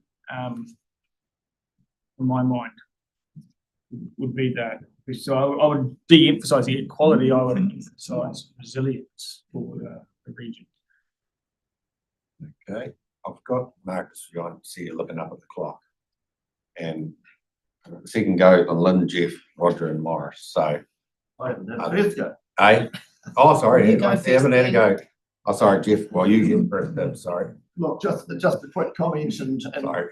I agree with you, Phil, about resilience and air quality is just becoming part of it. But the comment I was going to make is that I came in a bit after 8:30 this morning from being out shifting stock, and my power was off. I'm very fortunate to live in an almost brand new home everything's electric. Nothing works without electricity, not even the water. So I haven't even had a shower this morning. Oh, So wonderful. please don't come too close. Yeah. But the reality is that yes, homes can be electrified, but they certainly need, as John says, backup with solar panels and stuff too. So yeah, we need to look at the whole package of resilience, there's no doubt. So Marcus, what's your timing schedule here? Well, lunch has arrived. We have got two more topics after lunch, so I was planning to teach you half an hour for lunch. Okay, From no. 12 to 12:30ish, and then two topics from 12:30 to 1:30 and 1:30 to 2:30 Okay, after lunch. so give me, Morris, if you already had one go, I'm just asking, are they quick things, 3 things? I've got 3 people, Lynn, Well, I have. Roger and Morris. I just wanted to Okay, Morris. re-emphasise the need to renew the air plan. There are quite strong rules in there, and I just wonder whether they've been enforced. Alistair talked before about people having, burning off stubble and stuff. Well, it's only permitted if there's no offensive or objectionable effects of smoke and odour on other people beyond the property boundary. So those sorts of things do appear to happen quite a lot, and I just wonder whether or not we've been enforcing that. There are a number of other rules in the plan that requires people to change the fuel that they use to go from coal to wood over time. I don't know how that's been monitored, so it would be useful to check up on that, I think. If people haven't been complying with the rules in the existing plan, then if they would comply with them, we might have an improved situation without having to change too much. Just bring up that stubble, they get permits to do those, don't they? Yes, they do. They do, whether it's a fire, but it's It's environmental. Fire side, I think. Fire side of things. But what Morris is saying is correct, that if it goes elsewhere, it's like the Wilding Pines. Yeah, when they go up, it's like that. But, Okay, okay, I'll go Lindor and then Roger, and then we might make that. Do nobody others. Thank you for indulging me, Chairman. 3 quick things because my tummy's rumbling. The resilience part of this is about energy, actually. It's about the energising of industry and private residents, right? So alternative energy supplies, because if we have a power cut, I'm freezing, I'm bringing the barbecue in and I'm sitting beside the barbecue because that's the only way I've got to heat and cook. Cruise ships I'm going to chuck in here just as a kind of left field. They have really good scrubbers, and I know their requirements are fairly tight, but it's just something that we need to keep in the back of our mind because we don't want an inversion layer above Milford Sound necessarily. And the key for us, because we can't keep having everything as a top priority, and as much as equality is a horse of mine, the potential to enable others to do the things. And to your point about invest $1 from here and we end up with 5 because we've worked with others is going to be the key. We can't overspend in any quarter, and so my priority would be enabling groups of organisations to work together to bring energy resilience and air resilience, etc. Thank you. Okay, Roger. Thank you. I'll be quick because I agree with all those previous comments there. But other contaminants, we talked quite a bit about PM10, 2.5, but I'm thinking about ammonia a little bit. There's a few instances where I'm aware that people have commented on, ammonia around fodder crop, particularly Lumsden, central Southland, when that inversion comes in, and wondering if we have any information around that. And more clarity around where our role there is. Yep, pretty good. Not sure around. I don't think we have any data around that, but it's something clients to look in on as we develop this activity management plan, so that when we bring it back up, we can look at what that potentially could look like around investment tools, regulatory approach, non-regulatory approach, and how that could potentially inform some decisions moving forward. Right, I think you've got a bit of information there. You're all happy? Sorry. I just have a wee quick question. Thank you. Look, when I first started coming here, we had a graph which said how many days in the year, particularly in the winter, we exceed safe breathing or whatever. And we must somewhere know whether we're making progress, and I'd like to be able to see that at some stage, and then that will determine how vigorous we need to approach management of this whole question of winter air. There's a new site. This council meeting.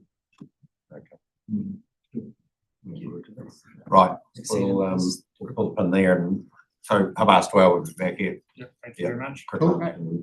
Wonderful. Yeah, they're gonna.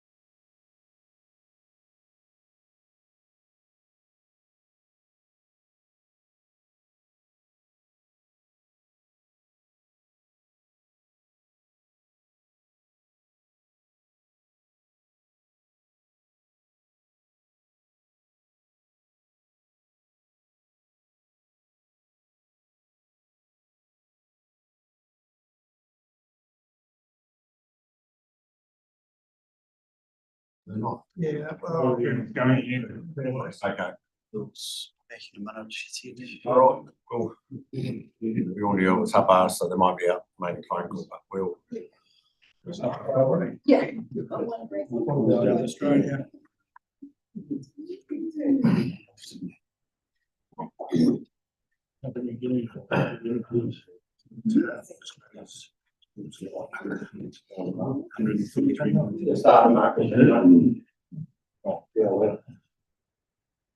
What's it here?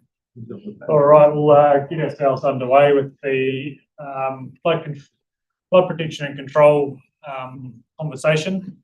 So we've got Tim and Dave here to assist with any questions. The format of these slides is slightly different. We're going to go straight to questions, and then if we need any prompting, we can go through the context. But I understand councillors talk about flood protection and control reasonably regularly, but they're happy to build on any additional thoughts. Don't necessarily need to repeat a whole lot of the conversations that you already have. This is long-term plan focus, so it's thinking about the next 3 years beyond 1 July 2027. So it's not necessarily about the Kānoa group that's already in train, that stuff's already been signed and sealed and progressing forward. This is about the 3 years beyond 1 July 2027 out to 2037. So it's that 10-year band as to the next steps. So effectively, keen to understand from councillors what success looks like. What is the role of council in flood protection and resilience? What matters most? How is funding shared across communities and partners? How much change are we willing to make in place? So yeah, happy to hear from councillors.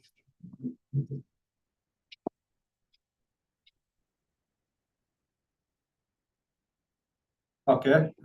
I'll offer. So to be fair, we can probably just, if you keep this in mind, and we'll come to it at the end. Right. So this could just be the lead-in. Circle back. Cool. Yeah.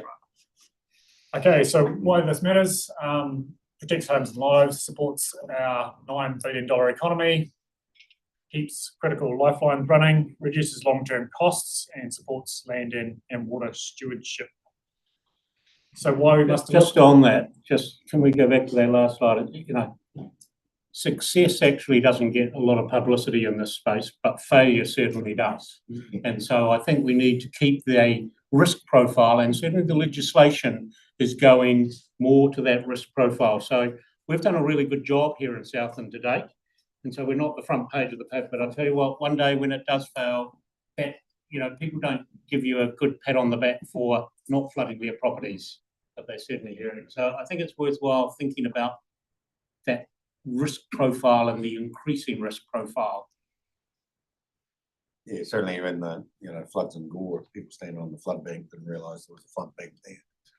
Still where the water was, you know, it's just a hill, you know, that's so certainly a focus on it. Good.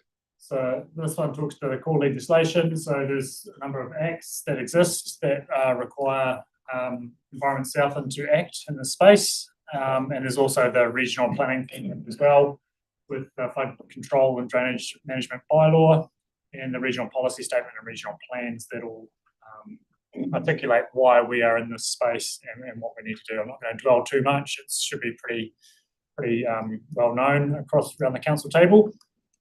So the framework shaping direction and expectations. So there's a national adaptation plan, central government co-investment, and Southland's been a benefactor of some of those pieces, including the Kānoa and regional infrastructure funding. So there's an expectation of shared funding models, so increasing focus on cost sharing between councils, community and government in this space.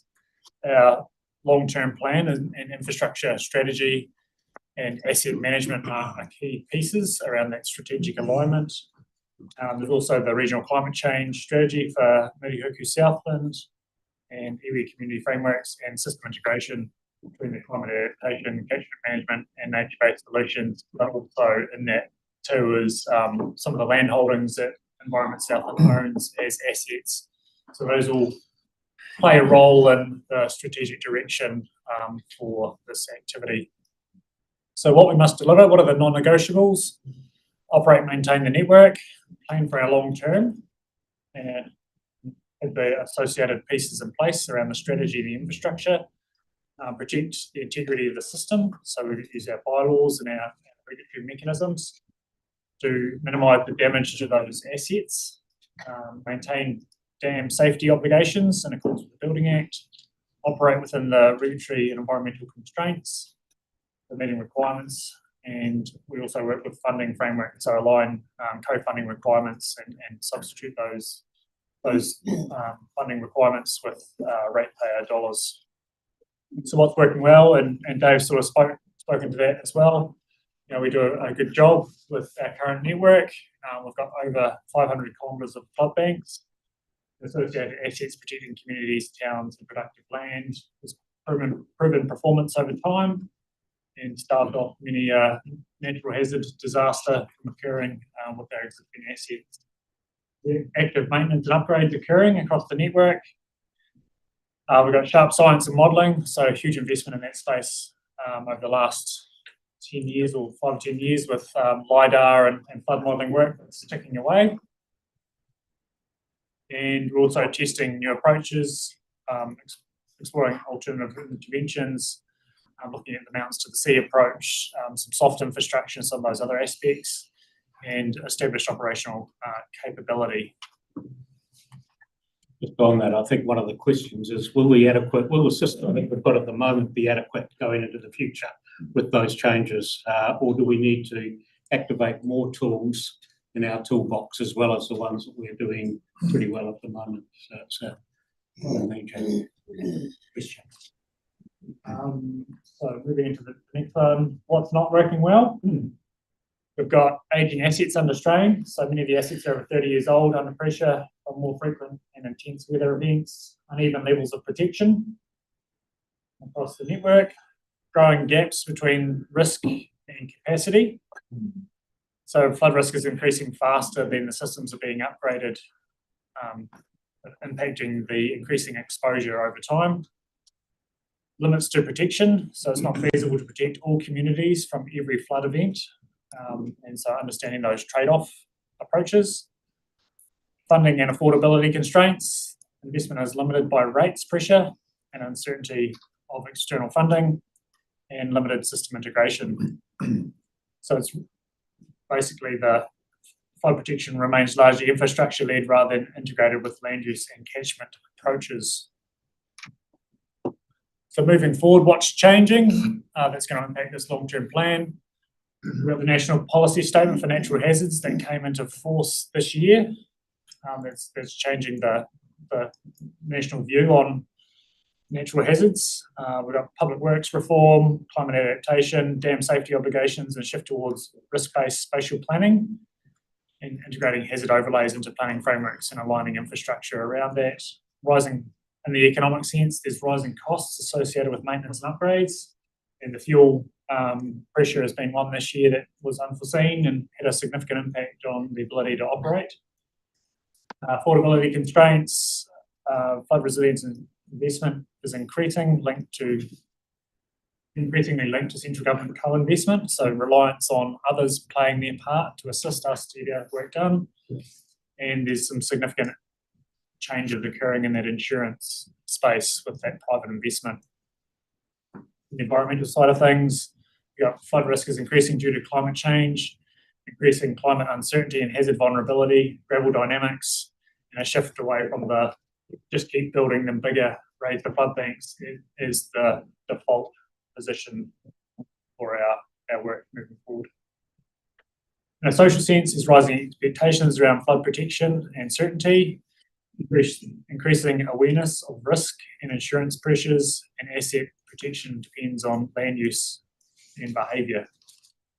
Technology-wise, we've got improved modelling and data availability, national standardisation of hazard information, and from moving from a reactive and repair stance to a proactive, more asset intelligence space, and understanding system-wide risk and interdependencies. So opportunities here for us around the partnership space, particularly around the shared responsibility and the greater role for iwi and community partners, and also the ageing flood protection and drainage work, shift away from a reactive to more integrated approach, and greater focus on the integrated catchment management, and thinking about those more soft solutions and slowing the flow and some of those aspects, and stronger deliverability expectations and the conditions around the regional infrastructure funding.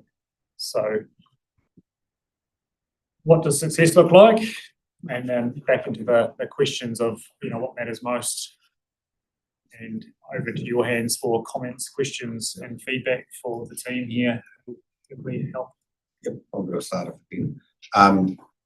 But one thing within the next 10, 15 years, but probably even sooner, is the funding model embedded in our system with the central government. That we are doing a system, but it's just business as usual. The requirements that we have the money to actually just keep on doing this is going to continue work for whatever challenges are, but also that just want to make sure that and I know we have the system, but it's that again, the outcomes. The outcomes is just to make sure we've got the system in play that whether in 10 years' time that whatever it's designed for at this stage that it can do. We're always going to be increasing, but we're going to catch up. However long that's going to take. Even that, but it may be, these targets. I don't know that answer. Maybe we don't know that answer, but it's not necessarily saying, hey, we do have to build an extra capacity somehow, but it's actually just make sure what's there. We're going to be able to say that it's doing the job. We're pretty safe that it's built as it should. And one of those slides talked about the modelling that we were doing, and then that will give you a far better picture when we have that complete modelling over the catchments, which will, Tim's team's working on at this point in time. I do think that one of the questions, and I'll bring it up again in biosecurity, biodiversity, quite often prevention is far cheaper than actually trying to remediate after the problem. And so that gets really difficult. And I think the raising expectations, which Marcus raised in a number of those slides, is really important, especially with insurance, changing the whole profile. We've had some pretty horrific court cases around floods from the North Island. So there's some changes in legislation that we're doing there. So expectations and what people think you will do. But I would say to you that sometimes investment here might save the ratepayer a lot of stress because they can still maintain their insurance and things like that. So there are a number of things that collectively we could do that might help the ratepayers. If I can just add to that. And I think Roger brought this up the other day about we own land and the value of that land, what it's protecting. Around if you didn't have a bank there, how many hundreds of millions of dollars it's protecting from flooding. To get the community to understand when they pay the rates bill it's a community, huge money that the assets we're protecting. So that's probably the engagement to make sure the community understands why we're borrowing tens of millions of dollars to what it's actually the value of it. It might seem a lot of money, but it's not in the context of what it's protecting. There was a $9 billion question on one of those slides that you mentioned, Marcus, I think. $9 billion asset that we have, regional-wide asset. Yeah. But to touch on what you said previous as well, to maintain what we've got, there is a condition rating gap that we need to fill as well. So we need to understand what we have got and what condition it is in. And some of that will be some technical validation where we understand what the stock banks are currently made of, constructed of, and are they fit for purpose. And that is something we need to look at in this LTP. Yeah, no worries. I've got John, you and Garrett, you, Morris. Thanks, Chair. Just touching on that last comment. I guess we spent a lot of time on this in the last LTP, and I guess what I'm looking for is, I appreciate half you guys weren't here, but I'm looking for clarity around what was action in the last LTP around flood. Obviously, we saw reports on some of it, but obviously not complete. So what I want to make sure is that we are delivering on what was promised on the last LTP. We're not relitigating discussions we already had, and what is it that hasn't been completed from the last LTP, so we're not spending time on discussing that, we just get it done. And then from there, where does that lead us in the decision making beyond that? So I'm just a little bit concerned. It's a bit of a grey area because we had a lot of moving parts in the restructure of this organisation through the back of the LTP, and I don't want to be sitting here going over old conversations. It's probably respectfully just trying to make sure we're being efficient. Yeah, just a wee bit on process on that, Chairman. So effectively, the next steps is developing up the activity management plan and asset plan. So that'll be basically saying this is where we're at, and this is where we indicated we were going to be, and then there'll be some bringing this topic back with a developed asset management plan and asset management plan and activity management planning to you in October, November this year, and basically saying here's the picture forward of where we got to, here's the spend, here's the unders, or which we didn't get done. This is the plan moving forward for the next 3-10 years on this activity. So definitely out to 3 years, but we've got a plan for that 10. So we've got that long-term view to integrate into future local governance approach, so that whatever happens through this amalgamation process, that the asset, the infrastructure, the condition, the must-dos and the direction from this council is stamped in and set up so that there is that future-looking view of this is what we will be delivering and here's the budget associated, here's how we're going to be paying for it, and this is what our levels of service and our success is going to look like in the long-term plan. And then there'll be that accountability piece of every quarter going, we said we were going to do this, did we do it? Yes, no, why not? And then every quarter is that assurance piece that we're on track or off track, and making sure that attention stays on through that performance process. Just coming back slightly on that, I think you need to think about a 50-year window, because the asset is going to last you 50 years. So you build today, you don't want to go back probably for another 50 years to do it. So have a think of the level of protection. Maybe you don't only want today, but you want in 10 years' time and in 50 years' time. And certainly in 50 years' time, climate change does start to click in, particularly at the bottom of your catchment. So there is, you've got an infrastructure strategy that you do an infrastructure strategy, don't you? And so that's got a 30-year window. But I would say to you, most of our assets, the ones we built in the 80s, that's 50 years old now. A lot of them we haven't gone back to, so we would expect them to last. So, there is a slightly longer window I think you need to consider in that asset planning. So supplementary to that, so our canoa work is in a 50-year plan then, to design to 50 years, because you're spending money now, and if that's the point, then because my understanding, a lot of canoas to levels of service that the stuff that was 50 years older. So we just need a bit of clarity around where we're looking. We'll confirm that. Yep, thank you. Ewan? Well, I suppose from my perspective, what is good, what does success look like? And to the point, Tim, you've got your team busy mapping that infrastructure. Really, I suppose a really strong understanding where the priorities lie, as to the point you've just been talking about, around maintaining that infrastructure or actually enhancing it. And so that from our perspective here, we can actually budget going forward, really construct strongly and advocate to our communities for that funding. Through the chair, we are developing a framework, and we will present to council in a different format to the LTP on priorities, because we need to understand what levels of service we are delivering, where we want to deliver, and what that means to us, and then we can decide what funding we need and how much it's going to cost us to do that, and we'll come up with various options to present to council. Thank you. Just building on, I guess, conversation between Councillor Gibbleton and Dave around that asset life associated with that, and as part of this LTP conversation, is who pays and how do we pay? So if we're investing a significant amount of dollars now, it is going to have a 50-year life. Councils have got the opportunity to look at, actually, can we stagger that funding, knowing that the benefit associated with that investment is going to be over a 30-year life cycle.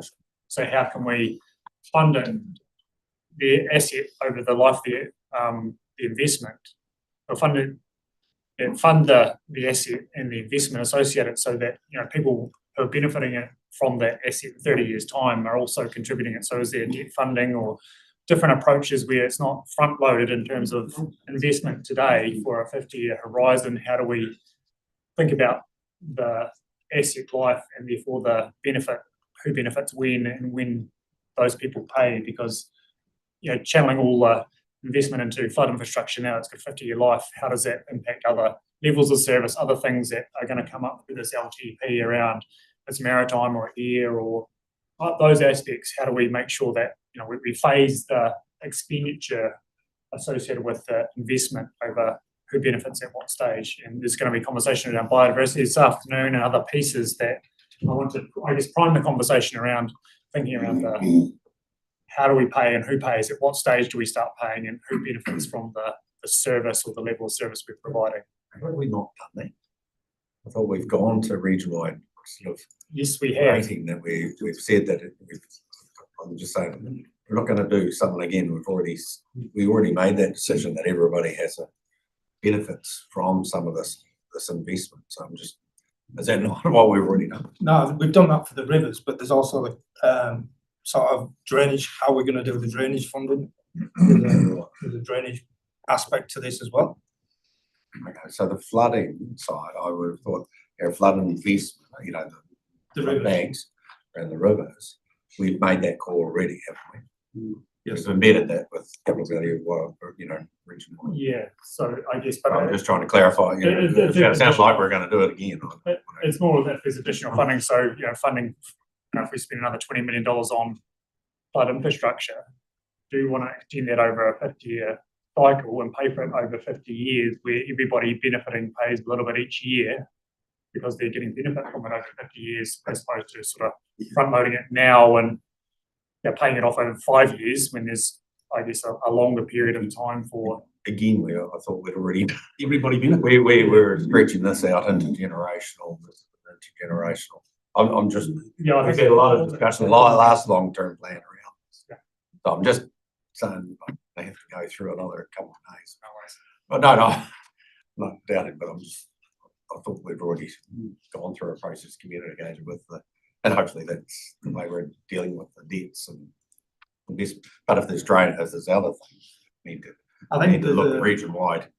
I think there's an opportunity as well. Are we going to look for more funding through other avenues, through other areas where we can go to other government agencies or other departments where we can get some funding? Yeah. So there's an opportunity to look into them avenues. I don't think we're paying Canoa off in 5 years anyway. That's what I'm saying. It's not just Canoa. I'm certainly not going to. There's other funded revenues. Yeah. Right. Ewan, sorry.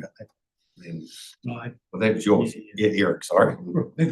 Mine's a bit of an observation from an umbrella point of view, in that, by my reckoning, flood protection is the most expensive exercise that we're involved in. It costs so much money. Now, so then, in a long-term plan, we've got to justify that to our ratepayers who are going to be a bit grumpy if they see rates going up to do this. But if we don't do it, they'll be grumpy when they get washed away. So it's an issue which we've got to do. But also coming down the train line is a reform of local government when there's going to be some form of unitary council. And in the wider structure of what we've got, what our responsibility and our cost is on this somehow needs to be captured very clearly to protect the public in the future. So my comment is just, how do we capture in our long-term plan the significance and importance of what we're doing before we even get to how we fund it and do that sort of thing? Same way that when you were in government, how did you tie in the future government? It's pretty difficult. I know it's difficult, but I'm just saying we need to give some thought to how we actually capture that in our long-term plan, that this is critical work that needs to be done, and it doesn't matter whose responsibility it is to do it. It is the foremost thing that this council has done in keeping people safe and their properties safe. And one of those, Eric, would be the infrastructure strategy, I think needs to be, and again, look, I'm not quite sure exactly what state it's in at the moment, but, you know, we will be updating it. Tim's team will be updating it, and I think that would be one document that becomes a cornerstone. Okay, as long as we get it forward. Thank you, team. Nice. Thank you. Well, what what you've mentioned, Marcus, and what has been happening, so this is not a criticism, is that we have to maintain the natural character of rivers as much as possible. This is all part of river management. This is already happening. I mean, we've got weed control, controlling broom and gorse in the rivers, removing willows where they are a problem. We are on the bus trip, we saw some really good examples of river beach management where the fine sediment's built up and grass is growing and gorse and broom is growing, where that can be smoothed out and make more of a natural profile. So all of that has to continue. I have no doubt that it will. But in addition to that, we have to, in this long-term plan, start thinking more about some of these so-called nature-based solutions, such as flood detention dams and further up in the catchment. And these should be considered, should be thought about as the same as a stop bank, because they stop the water from getting where it isn't wanted. It stops the water from getting down the catchment too quickly. So it's really important, in my view, to find some funding sources and methods for this work. It's very similar to a stop bank. It's paid for by the community. So if a landowner wants to, and our staff think that it's an appropriate thing to do, and they can build some of these bunds on property, then I think the community needs to assist with the payment of that. It's a bit like a wetland that you build that captures nutrients and treats nutrients and stops it from going into the river. That's a benefit for the whole community. So, wetland development, flood detention bunds, all of that has to come in, I think, into our long-term plan, and we have to think about how we're going to fund these things, because in the long term, and as we increase the number of these over the years, they'll provide greater and greater benefits, so that the risk of flooding is reduced further down the river. So I hope that that's something we can include in the long-term plan and really try and accelerate it. We've been talking about it for a while, and I know we've done some work on likes of Waikiwi and up Matara, so let's keep that going. We try to integrate that into that, what's changing around the greater integration required across systems, and we didn't get into the details. There was enough words on that page, but yeah, the solution isn't just raising stop banks and things like that, and we, I think, recognise that. One of the real issues is, you may have been to Christchurch, you may not have, but Christchurch's done a huge amount around wetlands and retention, particularly in the Heathcote catchment, but a good asset management plan doesn't actually properly account and properly bring that into account. And so there's a lot of work being done within, at the moment, the stormwater group, to try and how do we bring that into the council's decision-making process, because they are absolutely as important as a pump station, as important as a culvert, as important as whatever, and they don't actually get reflected in that same way. So I would say people are working on it. I'm not sure we've got an answer at this point in time. Okay, right, sounds good. There's some opportunities as well with leased land that we have, to see what we can do with that and use that as potential areas of. Yeah, but I've got to think about the sub-up country as well. Yeah, it's not. I know, but there's areas that we can look at as well. Yeah, no, that's right. I think the purchase of farms and things like that should be on the, I mean, it's big money, but it's also strategic purchases in the future too. Phil. Thank you.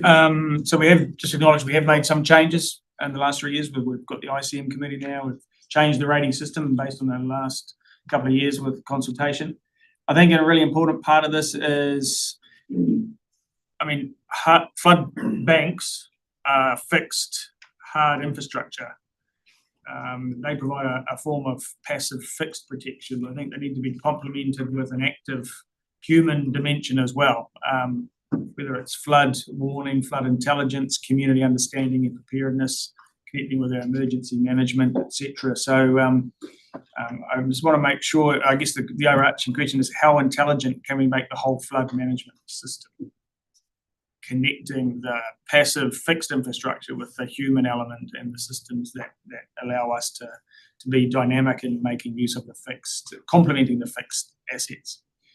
Couple of comments were, for me,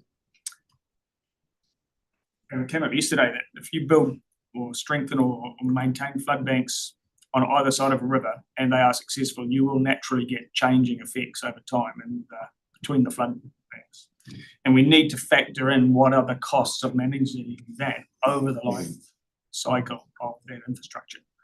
So that when we are telling the community, yes, your flood banks cost you this much, we're giving them a true picture saying it cost you this much for the hard infrastructure, it cost you this much over the next 50 years on an annual basis to clean out the crap that builds up between them, whether it's maintaining hydraulic efficiency or flattening gravel build up or clearing gravel out of it where it's accumulating and threatening the efficiency of that. So I sense that perhaps what we've been guilty of in the past is understanding the costs of the infrastructure without thinking around what does that trigger as an obligation for ongoing flood management. And so that needs to be across the entire catchment. And when the floods do come, from an emergency management perspective, we're managing more than a catchment at a time. It can be multiple catchments where we're trying to manage the response across all of them. So that intelligence of our flood management system needs to kind of take account for when it's happening here, here, and here, what are the implications for us in terms of an intelligent system. Only comment I make on that intergenerational effect is I sense we are guilty where we know there's going to be a cost to us. We are quite happy to intergenerationalize that, saying, well, here, future generations will benefit. So let's borrow now and we'll rate over a long time period to capture that money back. But at the same time, we're happy to impose costs on future generations. And a nitrate build-up in our groundwater might be considered an example of that. How that's a cost that's also going to fall on the future generations to fix and repair. So I think if we're going to do that intergenerational thinking, we need to be prepared to think both ways. Where's benefits going to accrue to them, but what are the costs that we're imposing on them now that we're not accounting for?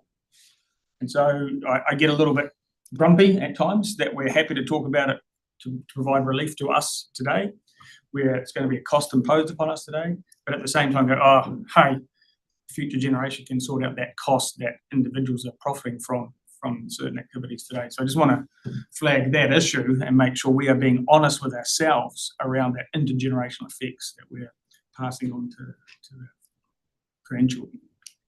Just in answer to a couple of them, I think we've got a pretty good intelligence system across the monitoring that the community does rely on. And, when I was the Chief Executive of Southland District, we relied on your system to give us the floods and know what our roads were doing. We also that, and I think a lot of farmers know the number to ring up, and they, people would ring me and say, don't need to panic, David, because I know that it's up the catchment the time it gets to me. And so we are upgrading that at the moment. And so I think that is one thing that needs constant investment.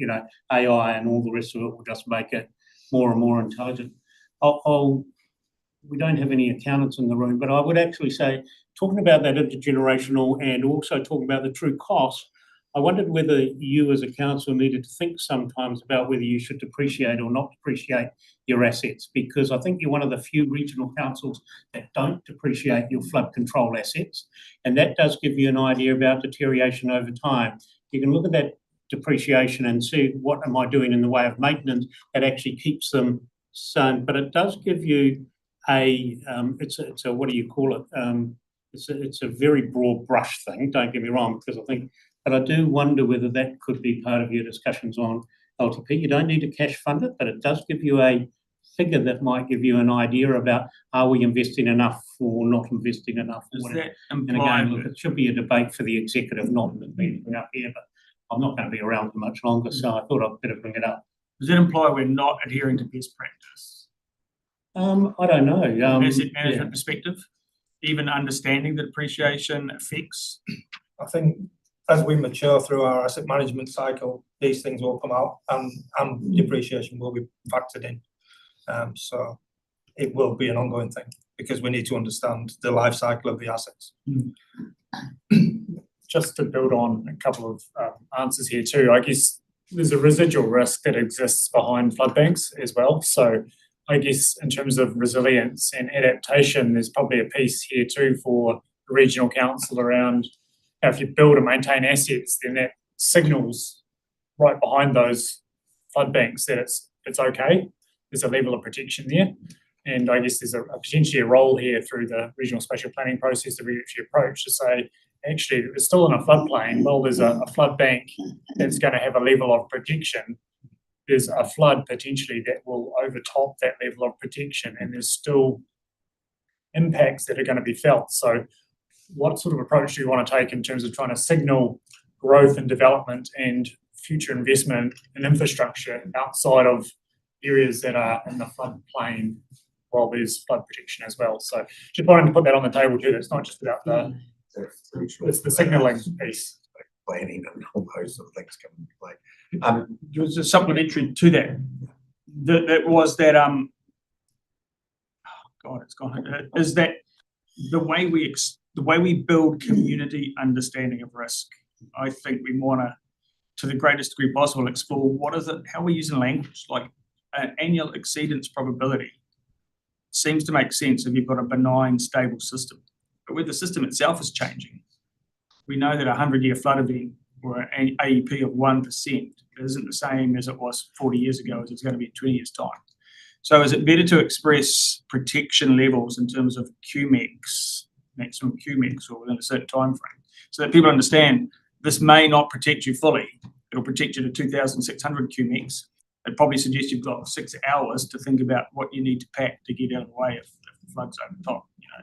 So that communication of risk, I think, is going to be an important thing to think about with the future involvement system. I think through the slide pack, there was a whole pile of thing about managing expectations, and I think that is managing expectations. I actually don't think people would understand what 2,300 QMEX means to them, or 2,500 QMEX. But I do think we have to make sure that we put it, and that's a big communication pack, in language that they understand. It is a flood bank, it's not a stock bank. And so, you know, there will be an event at some stage that potentially could do it, but just need to look at South Dunedin, and they're talking about retreat, they're talking about all sorts of things. And maybe those are things that we're going to have to think about. Well, I think you need to think about all of those as we move forward, particularly in the next probably 10 or 15 years. And certainly in the life of the infrastructure strategy, all those will be, I imagine, levers that you may need to pull. So I think insurance retreat will be an indicator of success or otherwise. How much insurance retreat has occurred in the next 20 years? I suppose, sorry. I've got a comment, some of Phil's comments too. I'm just trying to we want to carry on just in regards to that, the level of service. That's what we're trying to provide. What is the level of service?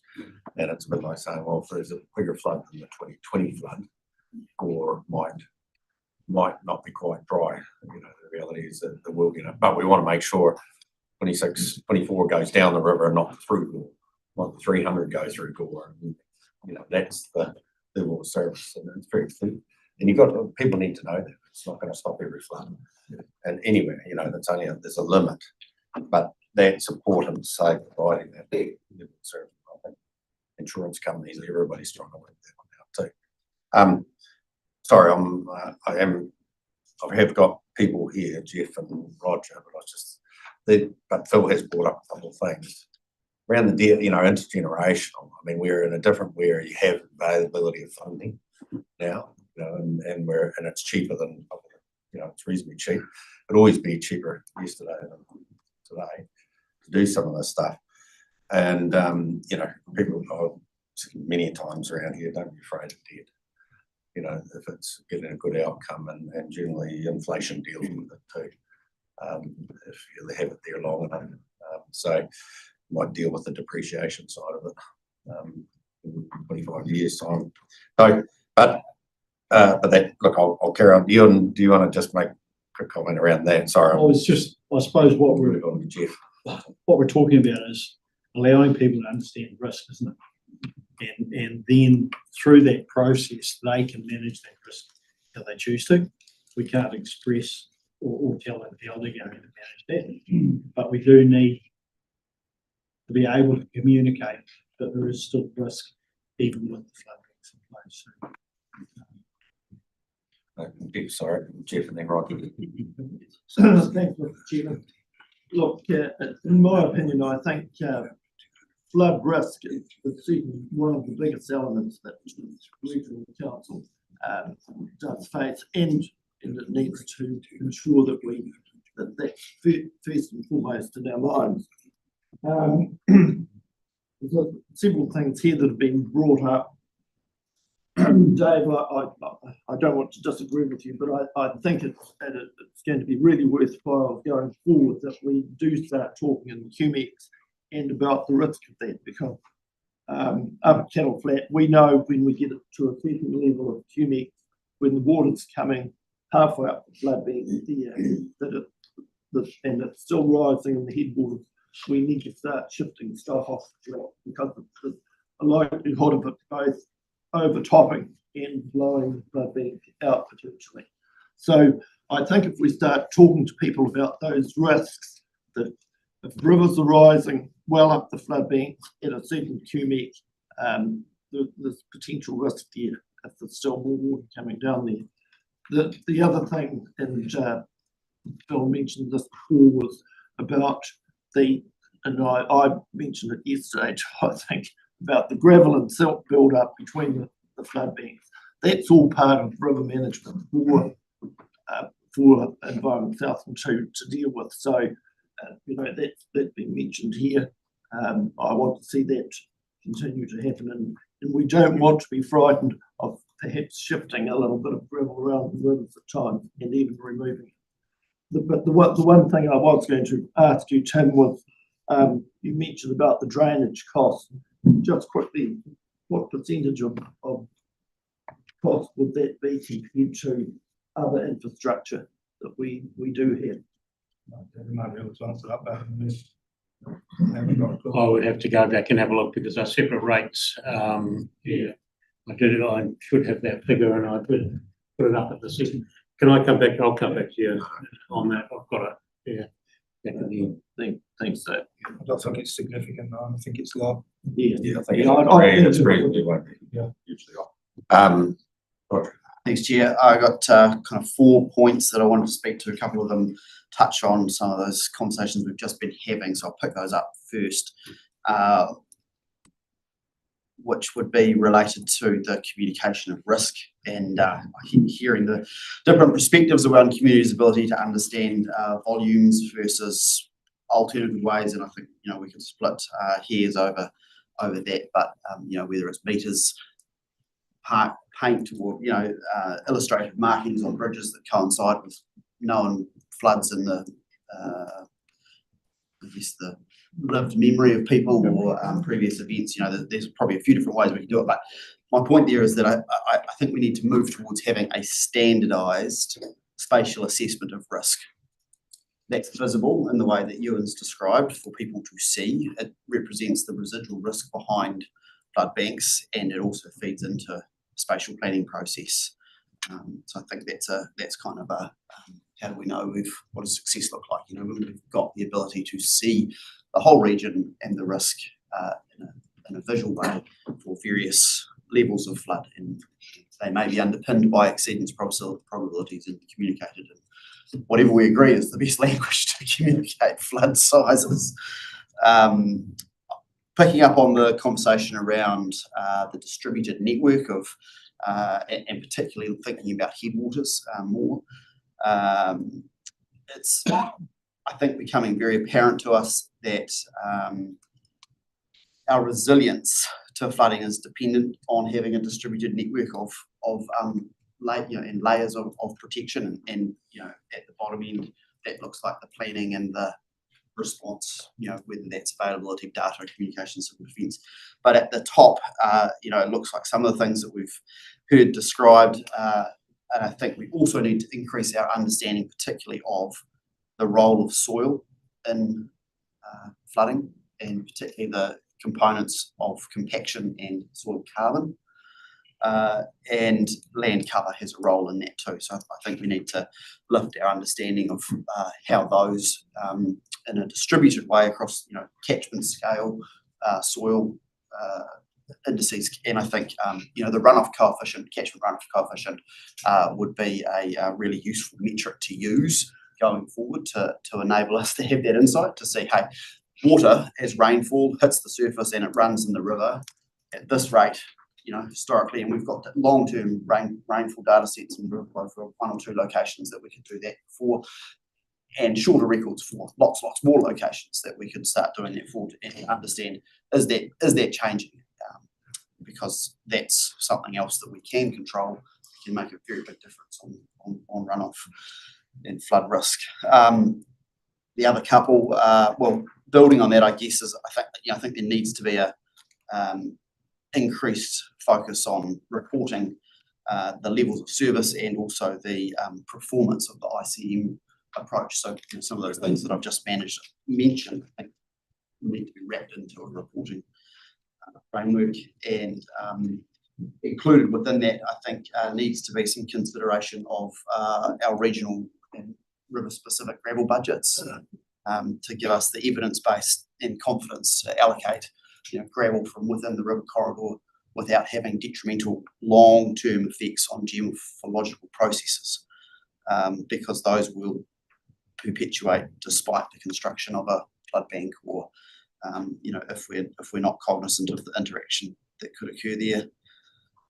And then finally, I just noted down this, touching on the drainage management conversation, and I certainly agree that there's an opportunity for the council to change its approach to drainage management, not to discontinue providing drainage, but to get with the times basically, and bring our drainage management up to national best practice at the moment.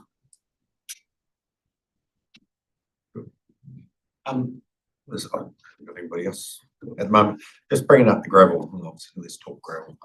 And I'll make a point. I do think that we've come from a place where whether about how we deal with gravel in the past, and I guess plan came in, we basically said stop. Can't do this. We're going to do something different. I do personally. This is my opinion on this, and is that there is a point that we're in transition phase, but we're in a highly modified zone. Some of our river systems are highly modified, and I think there is still room that we need to be still titivating, I would call it, in places. But we've got all the environment. We understand some of these issues now, but there's still going to be that balance. We need to have a bit of a balance. But it's not saying that in 20 years' time that we'll have a fully different way we deal with our river management. I can't see us taking down flood banks in a hurry at the moment. I think that's on the table, and I'll make sure the community knows that, because some people have heard us taking all the flood banks down. Well, that's not going to happen now anyway. Doesn't make sense, because the investment we want, what it's protecting for our community. But we do need to get in a place where we're in an absolute hamstrung on trying to maybe a bit of gravel moved here and there or placed in a different way while we go to a different system. I think needs to be sorted, that discussion. I'm not saying it's wholesale clearance for gravel, but I think we've gone a wee bit too one way. We've stopped, had a thought about it. What are we going to do now? That's what probably encouraging. So we've got plenty of science, plenty of data to do that discussion. But how we do that, up to you guys. Work that one out. But right, that's I heard it. Right, no more questions. Right. We are working on something with gravel management, so it is there. That's fine, John. Yeah, so just on the gravel management, I just reiterate it's around policy across Southland, not solely on the fact we've stopped people doing it. I think there are some real commercial challenges there. So it is a much broader discussion around how we A, allocate, but B, incentivise the aggregate community to be able to do this. And just touching on Roger's point around drainage, experiences are rated for drainage. There is absolutely opportunity within our system to, as Roger said, keep up with the more modern ways of doing it, and we can be getting across our land a lot quicker and efficiently. And it's certainly, I would rather look to challenge how we do it more efficiently rather than who we charge, I think is our biggest challenge at the moment, to be honest. Thank you. I don't disagree, with you, Jeremy. I think that, but I think we need to be, if I could introduce the term gravel literate, if we could have a better understanding of sources of gravel, how much they move, this is what Roger's talking about, where they're a problem.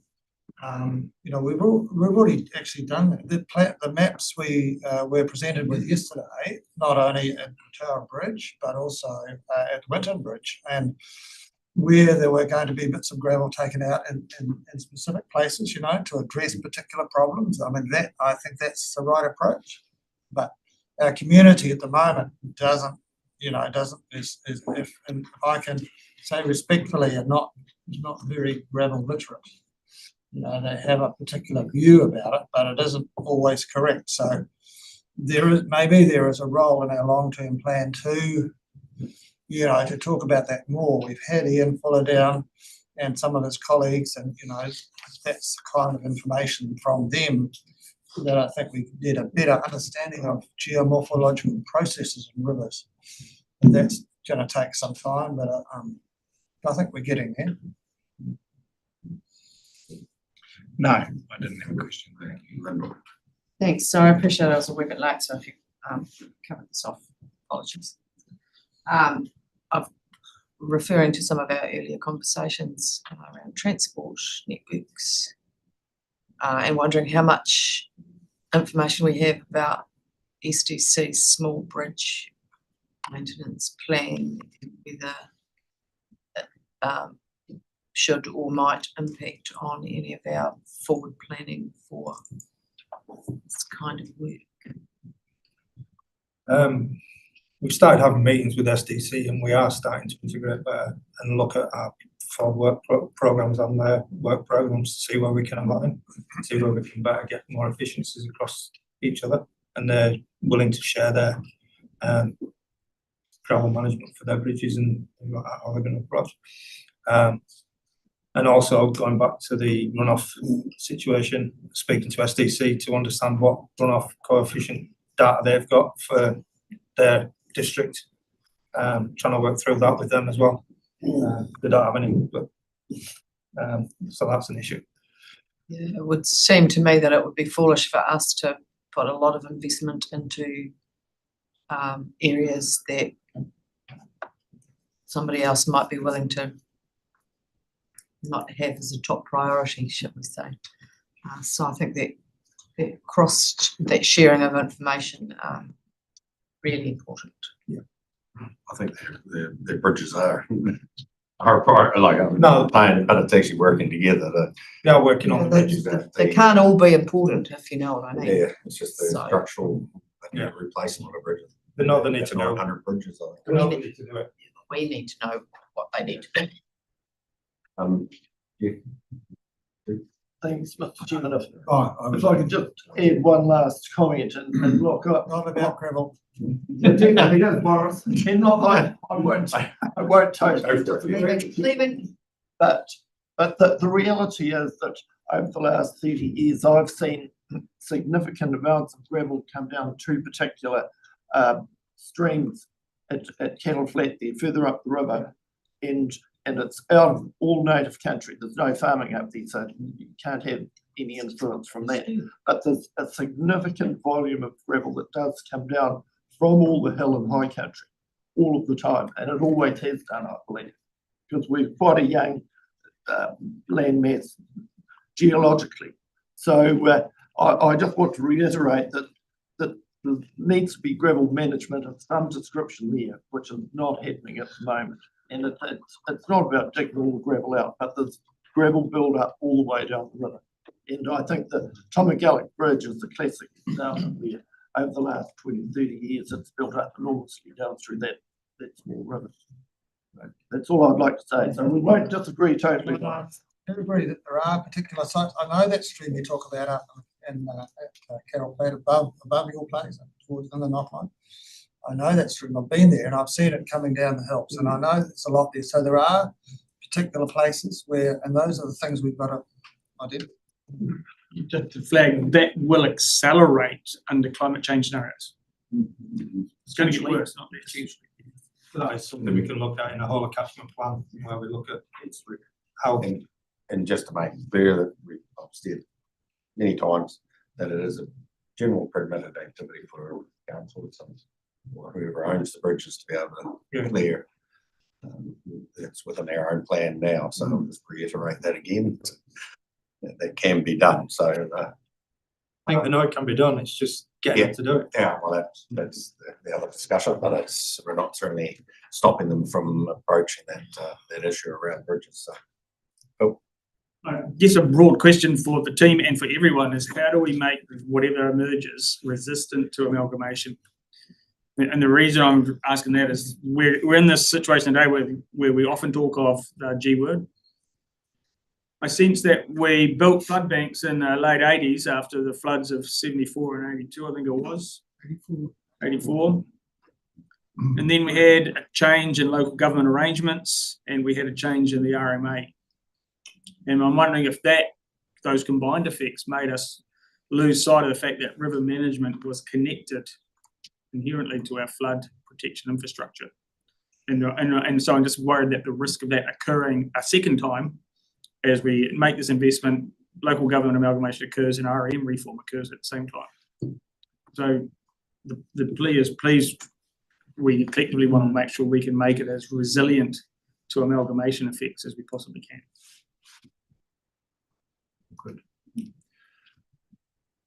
Any feedback then? Yeah, thanks very much. I just filled up a whiteboard from the conversation, so appreciate that. That was going to be huge value moving forward from a strategic perspective as we work into this long-term plan. So really appreciate the conversation. Next topic we've got up is biodiversity, biosecurity. So we've got some gurus in the back. Right. Who's going to come?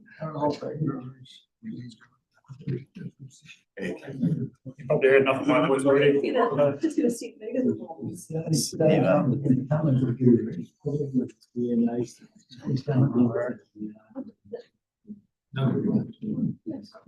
Seats up here.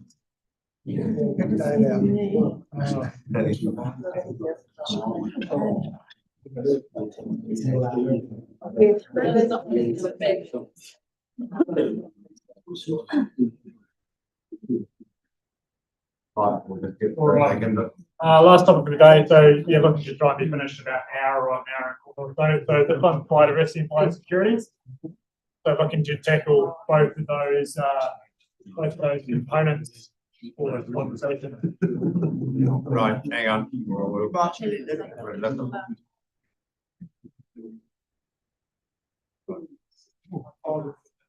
So biodiversity and biosecurity, so same approach as previously. I'll look through a bit of the context and we'll get into Q&A, which will be the goal, as we want to hear from you, not me. So effectively, this activity matters because it affects Southland's unique environment. The unique natural environment maintains our ecosystems and the services that people rely on, including clean water, flood protection, nutrient cycle, and the climate control. It reduces harm from pest plants and animals and marine pests that create ecological and economic values. So it supports productivity, regional reliance, regional resilience, and by helping managing pests that affect productive land, forestry, fisheries, tourism, and landscape. Also protects cultural values and intergenerational well-being, including Tiakitanga, Tonga species, and Mahinga Kai values, and supports climate and catchment resilience with wetlands, rivers, native vegetation, biodiversity, water quality, and resilient outcomes. And there's a role there for us too with the land we hold in this space. So why we must deliver it, there's legislative requirements around the Resource Management Act, National Policy Statement for Indigenous Biodiversity, and some requirements around that, which we're not currently meeting, which we'll talk about in a moment. Biosecurity Act, and there's the Regional Planning Framework too, which has got the Regional Policy Statement, Regional Plans, Pest Management Planning, and the Field Regional Pathway Management Plan 2017. So why we must deliver it? So supporting legislation, strategic alignment, sitting in there with Te Mana o Te Taio, the New Zealand Biodiversity Strategy, National Biodiversity Implementation Work, we've got Predator-Free 2050, Southland Biosecurity Strategy, Regional Climate Change Strategy, National Adaptation Plan and Framework, Southland Murihuku Conservation Management Strategy, iwi and Community Frameworks, Integrated Catchment Management Approach, and there's also a memorandum of understanding with QE2 National Trust, pilot programs, and all that other regionally national significant outcomes associated with the covenants across the region. Moving forward into what we must deliver, the non-negotiables, lead and coordinate regional biosecurity activities with relevant agencies and stakeholders, promote coordination, pest management between regions, implementation and review of the regional pest management plan, so undertaking the annual operation plan, annual reporting, monitoring and effectiveness, surveillance, and also enforcing the rules and taking non-compliance seriously. Implementing review of the National Marine or Fieldland Marine Regional Pest Management Pathway. We need a shorter acronym for that, I think it's a fair bit to get your mouth around. So effectively looking to look at the effectiveness of that, make sure that we're on top of those requirements and protecting our natural spaces for the value they bring for recreation and commercial activities, tourism. And also apply national requirements for pest and pathway management planning. Align council's biodiversity approach with the SIB and maintain biodiversity throughout planning and regulatory functions, survey monitor the state of biodiversity for state environment monitoring, and predict significant indigenous vegetation and habitats through plans and consenting processes with the territorial authorities. So what's working well? We've got established statutory biosecurity tools are in place. Some of them I've already talked about, the big mouthful jargon around the Fieldland Management Plan. Established biosecurity and pest management programs, do some great work in that space with the team out there killing things and making sure that incursions don't occur. We've got a strong partnership across agencies with DOC, MPI and iwi groups, delivering huge value programs across biodiversity, Southland Predator-Free Rekiura, Fieldland Marine Guardians, and also the Wild and Conifer Control Program. And we've also got strong Fieldland presence, clean vessel passes, and some of those activities that do great work. And we've got biodiversity action on the ground that's built up a huge amount of evidence through platforms and the work going on in that space with Polly and her team. And we've also got management plans and enhancement funds, etc., that assist in this space, which is all going really well, and growing community participation and action. So a lot of this stuff relies on the people on the ground. You can't really regulate your way into biodiversity and biosecurity really well. It's about hearts and minds, a lot of this stuff, and getting that buy-in from those landowners. So what's not working well? Ongoing biodiversity decline and habitat loss. So we're still losing wetlands, we're still losing ecosystem services and those aspects around biodiversity, and that are important for our future.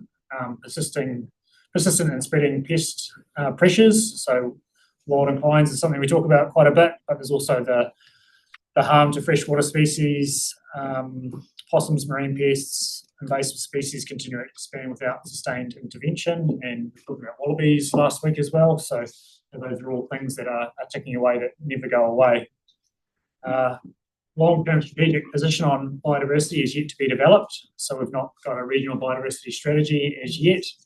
There's a mismatch between the scale of the problem and the available resources, so current funding and capacity are below what's required to halt the reverse of biodiversity decline at a regional scale on private land, or to fully implement a proactive, collaborative and well-resourced biosecurity system. You've got fragmentation across biodiversity, biosecurity and land, water and climate.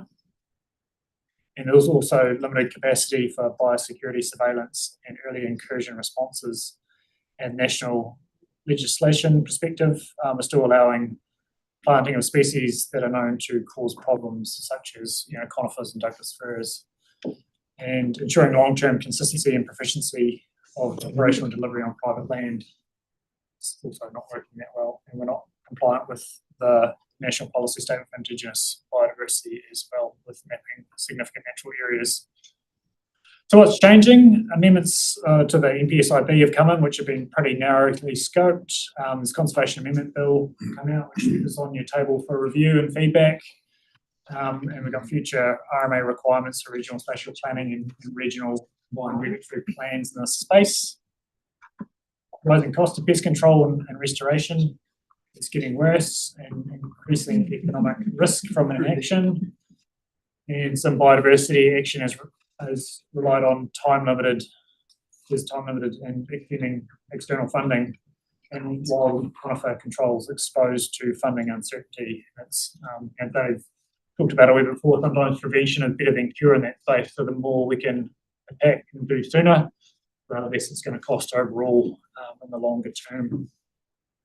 Environmental space, continuing to lose wetlands has been something that's been on around this council table for a little bit. Indigenous vegetation cover and habitat quality is also occurring. Spread of pests and biosecurity risks. Climate change are going to amplify biodiversity and biosecurity risks over time.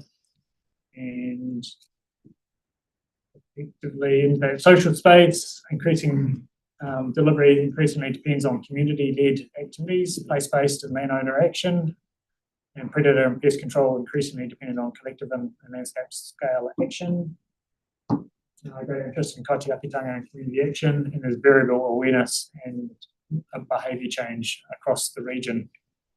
Technological space, tools are improving, thankfully, and monitoring detection advances and advancements in mapping, surveillance and data systems are improving, understanding what's happening. And there's also a greater reliance on evidence and decision-making and expectations for data-driven prioritisation and transparent reporting are increasing.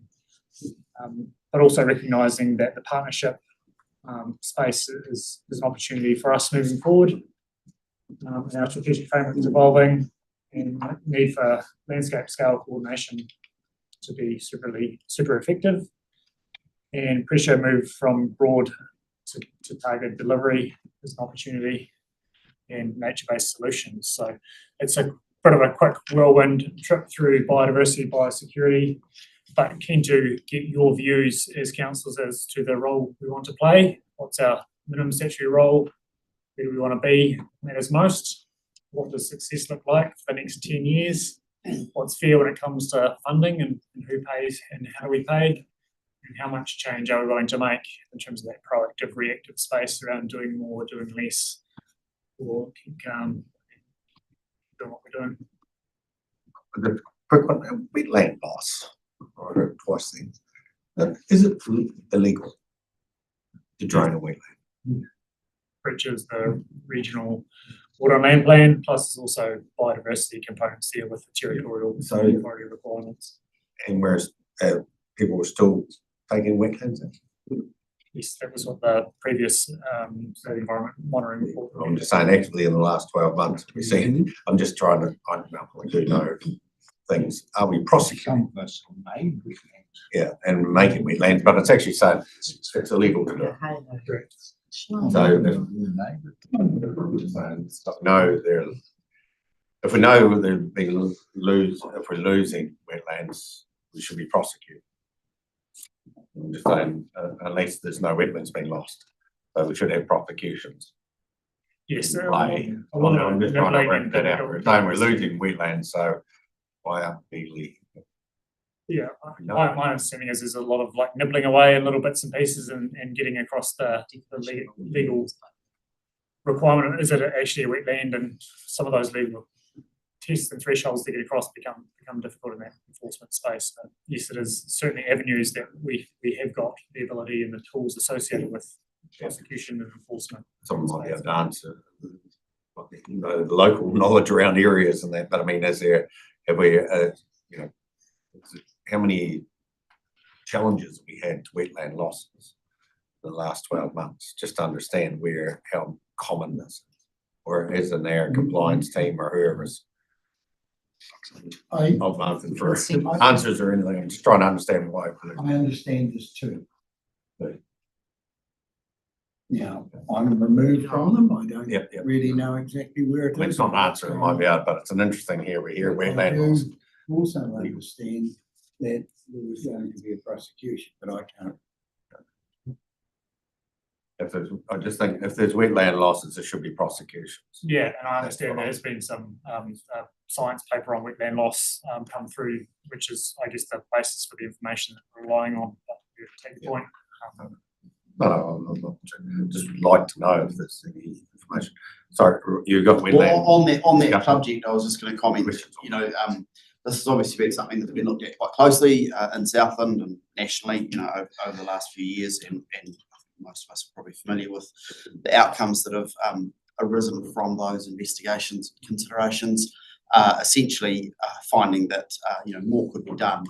And it occurs to me that, you know, there's possibly a fairly straightforward proactive approach that this council would take to identifying and communicating with landowners around the existence of them, the rules, and you know, inviting, I guess, an opportunity for that classification to be reassessed if there's a disagreement around but it would set, I think, a very, you know, the region in a very strong position to then say, well, we did talk to you last year about the presence of that and communicated its existence, the rules that were relevant, and invited, you know, reassessment.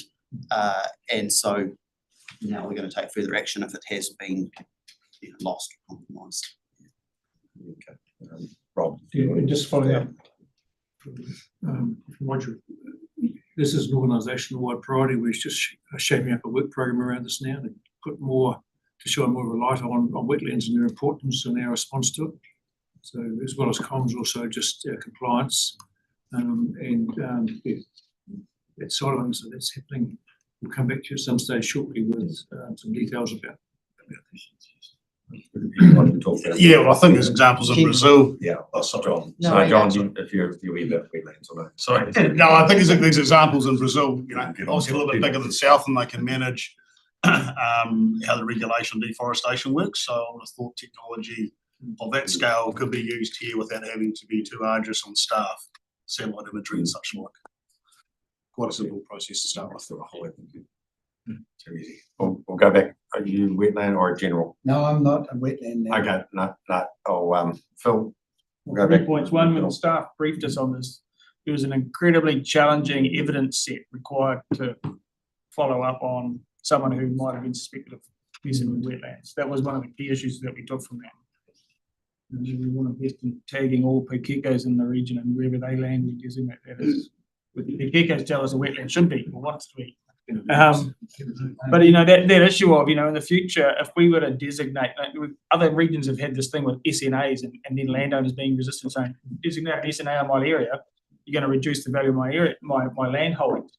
If you do that with wetlands in Southland and say we're going to register wetlands here, wherever you've got them, people are going to up in arms and complain. If you designate you've got a wetland 3 hectares here, they go, oh, you've just devalued my property. So that's one of the challenges we need to be aware of. I guess you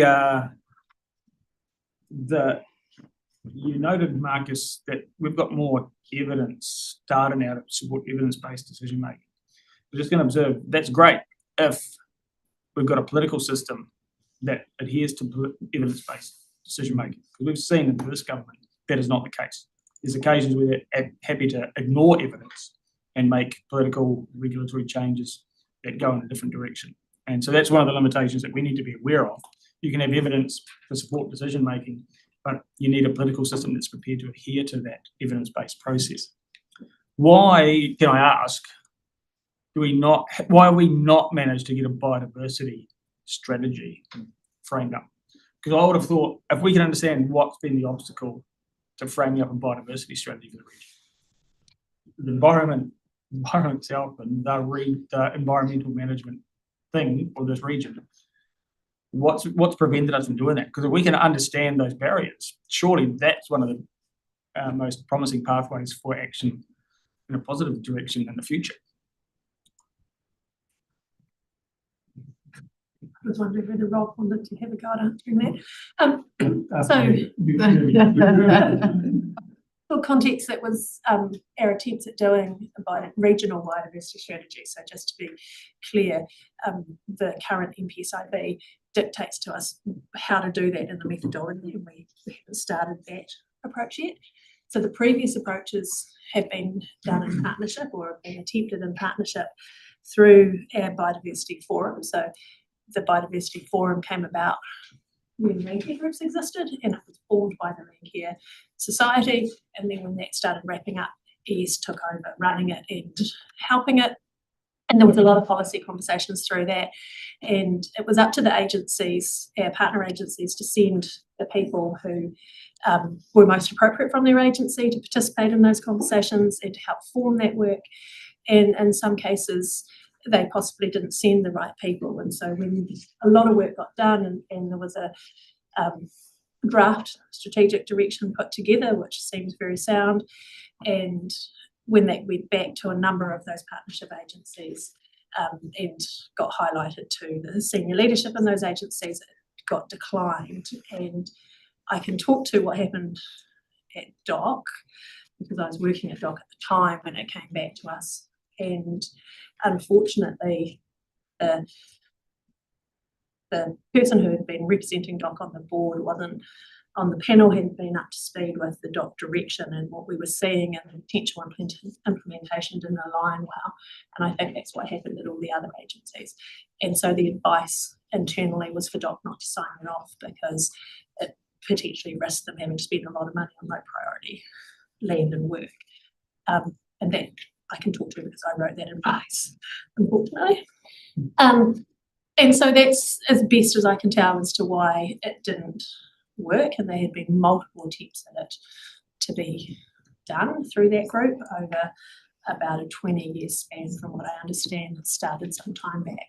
So the bringing together of so many stakeholders is very challenging, which is what part of the reason that ORC have taken quite a different approach. And so they've recently released a biodiversity strategy for community consultation, but that doesn't meet the MPSIB obligations, but they're viewing that as a step towards being able to have more meaningful conversations with their stakeholders. So they chose to sort an internal strategy, really an internal facing strategy, and release it to the public for consultation. So does that suggest the policy setting demands that we currently do it with stakeholders? The MPSIB requires us to start that process by August 2026, and it's to be done in partnership with iwi and stakeholders. So the idea is that DOC and other agencies have already moved towards a range strategy. Because to me, if that, it kind of seems fundamentally central to this discussion, is being able to frame up an effective strategic approach to this challenge, because this challenge is going to get harder and costlier every year that we let slip wide. I think that in the longer term we need an agreed regional approach, but I do like what ORC have done, is to sort their own house out and go, what are our standards? What can we bring to the table? How do we think that, what elements of it do we think meet our functions and our regulatory role, and how will we support the community with the rest of the process? But we don't have either at the moment, so we don't have a clear internal direction. So we could take the ORC approach in Southland over the next 3 years? I'd certainly encourage that. I think we need to take a step forward. I think that's one way of doing it. It might not satisfy the national requirements, but it would be at least making progress, and it could well inform a basis to a compliance strategy, if you like. But this ain't. It's interesting because most other regions this is more straightforward. It's interesting how the collaboration here hasn't worked, and that's not through any fault of ES, who's been driving this real hard, but there seems to be in the lack of and I think partly the wrong people in the room. I think in the across the sector, in the regions where it appears to have worked the easiest and smoothest is where they've had a jointly funded external body running biodiversity. So in parts of the country, there's essentially what our biodiversity forum is, but it's been quite given its own mandate and clearly set up. And they really came together with Jobs for Nature and wrote regional strategies so that their groups stopped competing against each other. And so where those groups have been funded by all the councils and other various bits and then left to govern, they have, as a community and stakeholders, been able to drive.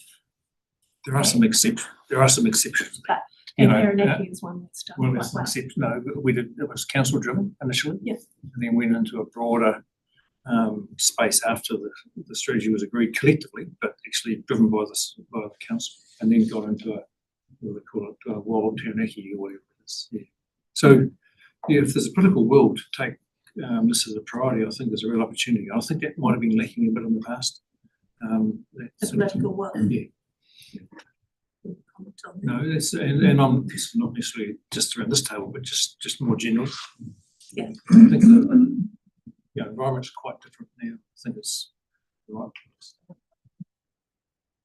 Through the year, I guess there's 12 months, I guess, between now and when Yeah. the next long-term plan is going to kick in. And I guess potentially, what I'm hearing is there could be some appetite for an internal strategy to start off, and depending on how budgets, that's something we could potentially progress over the next 12 months, so that when the LTP kicks in, then it's into more of a regional strategy, and that could be something we could build into the work program forward for biodiversity.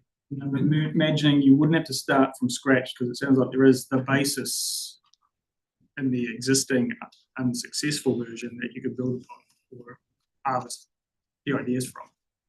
Yeah, and look, the new CE has got a real background in this space. He's driven that in Taranaki and also being very active nationally as well. So I think he'll be right on behind. I think I don't think there's any disagreement necessarily around them. So. Are we talking about the biodiversity? No, back to wetlands. Okay, well, it's I'm just asking, I'm looking for nods. I don't want to go The back. directions. I want to talk about. Direction. No, let's get We're back just- on the gravel. Right, okay, well, You're out. we'll move on. What are you? Sorry, Jeff. I want to go back to wetlands. Okay,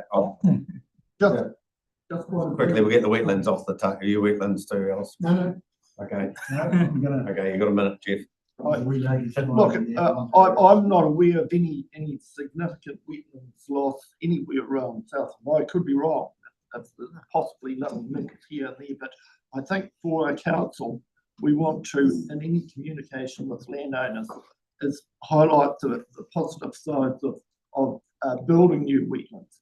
And if farmers can get a very simplified consent rather than anything that's any significance, going into a lot of expense and detail from what I understand.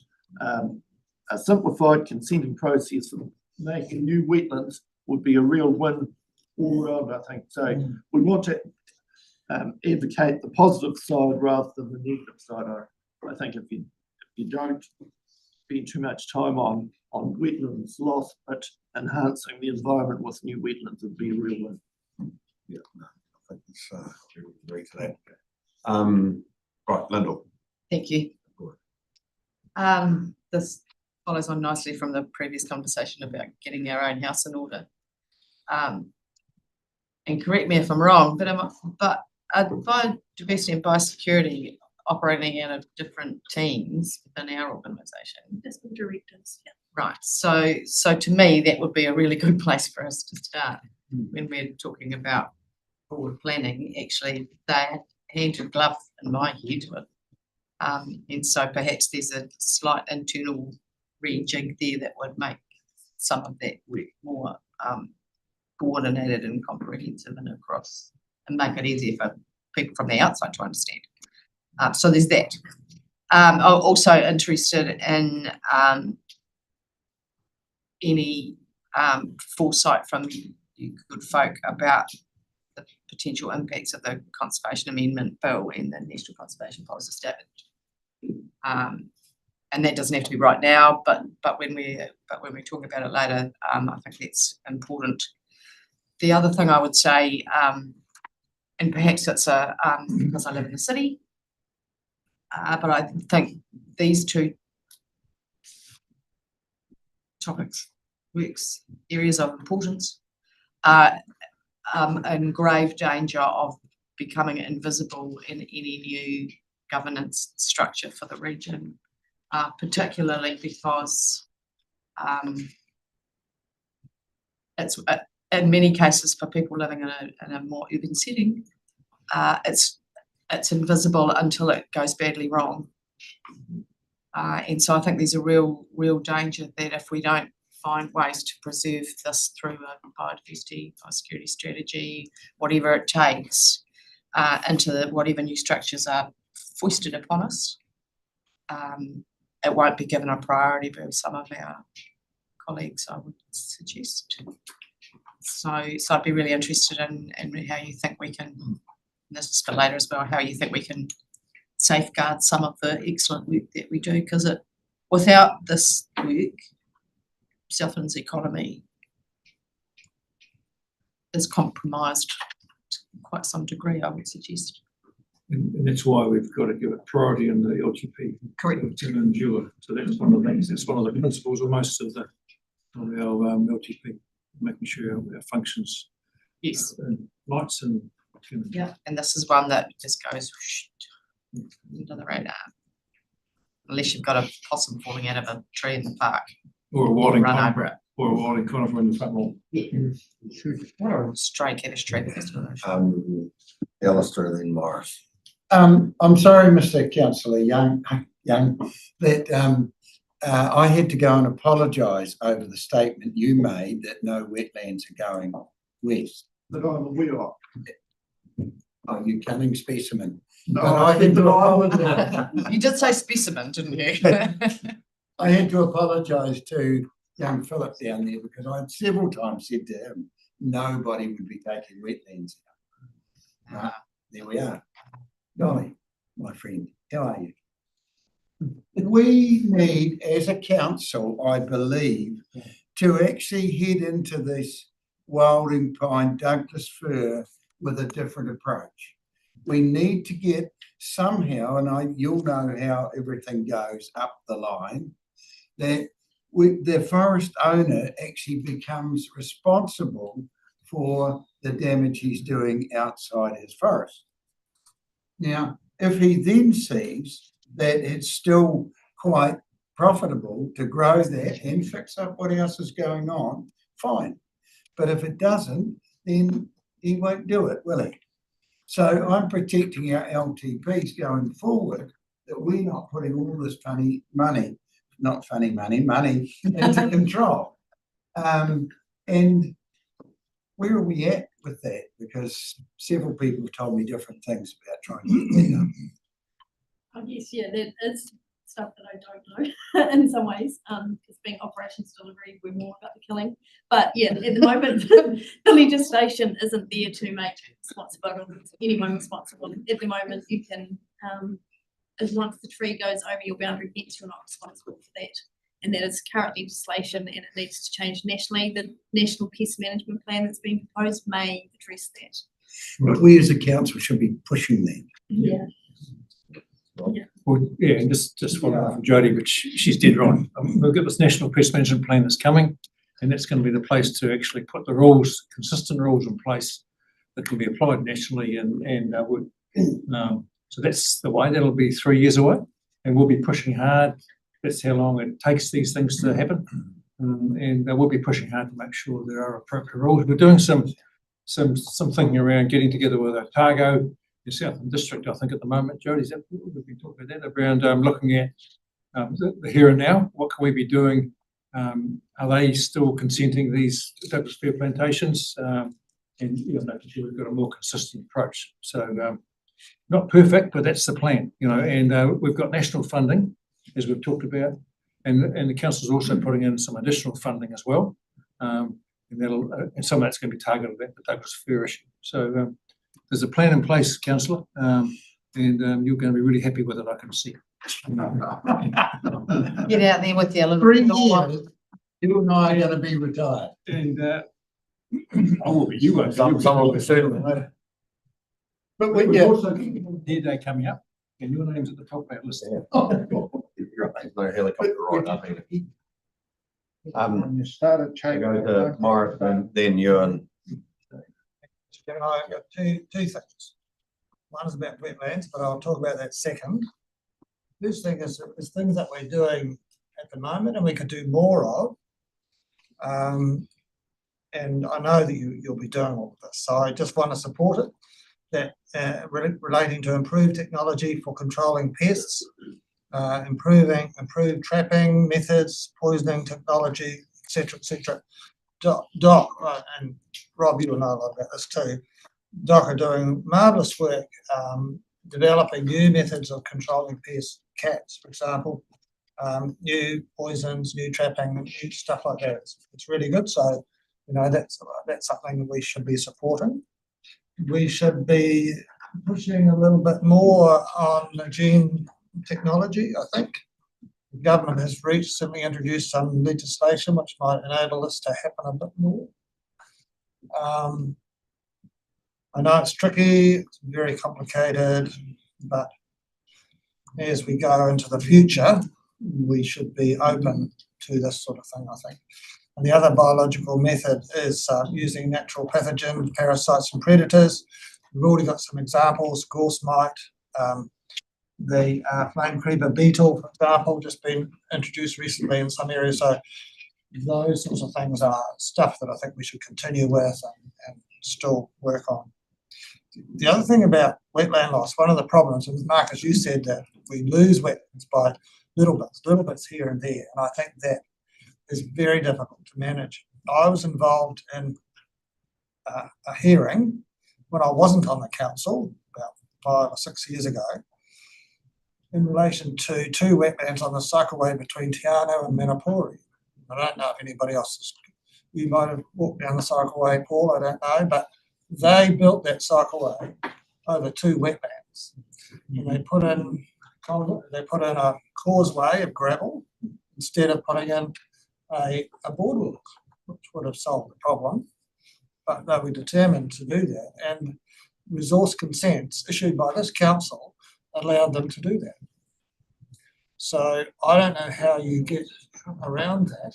It was only a little bit, but according to what the water plan says, that shouldn't have been, that shouldn't have been allowed in my opinion.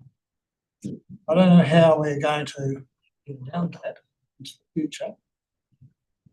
Maybe the Section 32 writers need to be a bit more aware of the council's concern about wetland loss. The water plan is very strong on wetland protection, but these things are still happening. So I can see you having a wee chat with Rob there. I'm perhaps I shouldn't have said that, but it's an example of how we are losing little bits of wetland, and it's under our very eyes. I mean, I'll say it wasn't the public process. Yeah, it was a public process, and I went down and someone told me to go for a walk down and find a spot, and I walked right past.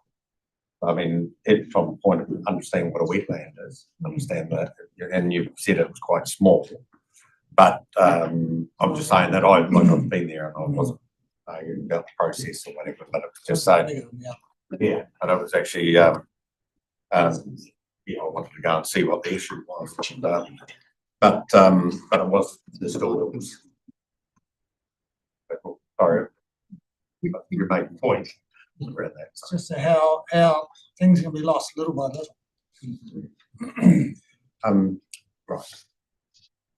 You're not comment or anything? No, all good, Morris. You on? Jeff again. I suppose following on to that conversation, I'm just a bit concerned about Councillor Morris's definition of wetland, because we've got quite a recovering population of pukekos at home, and now I'm not so sure that I've seen them as a positive. I'm not so sure that they are anymore.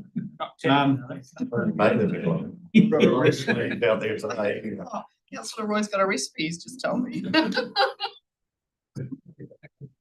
I suppose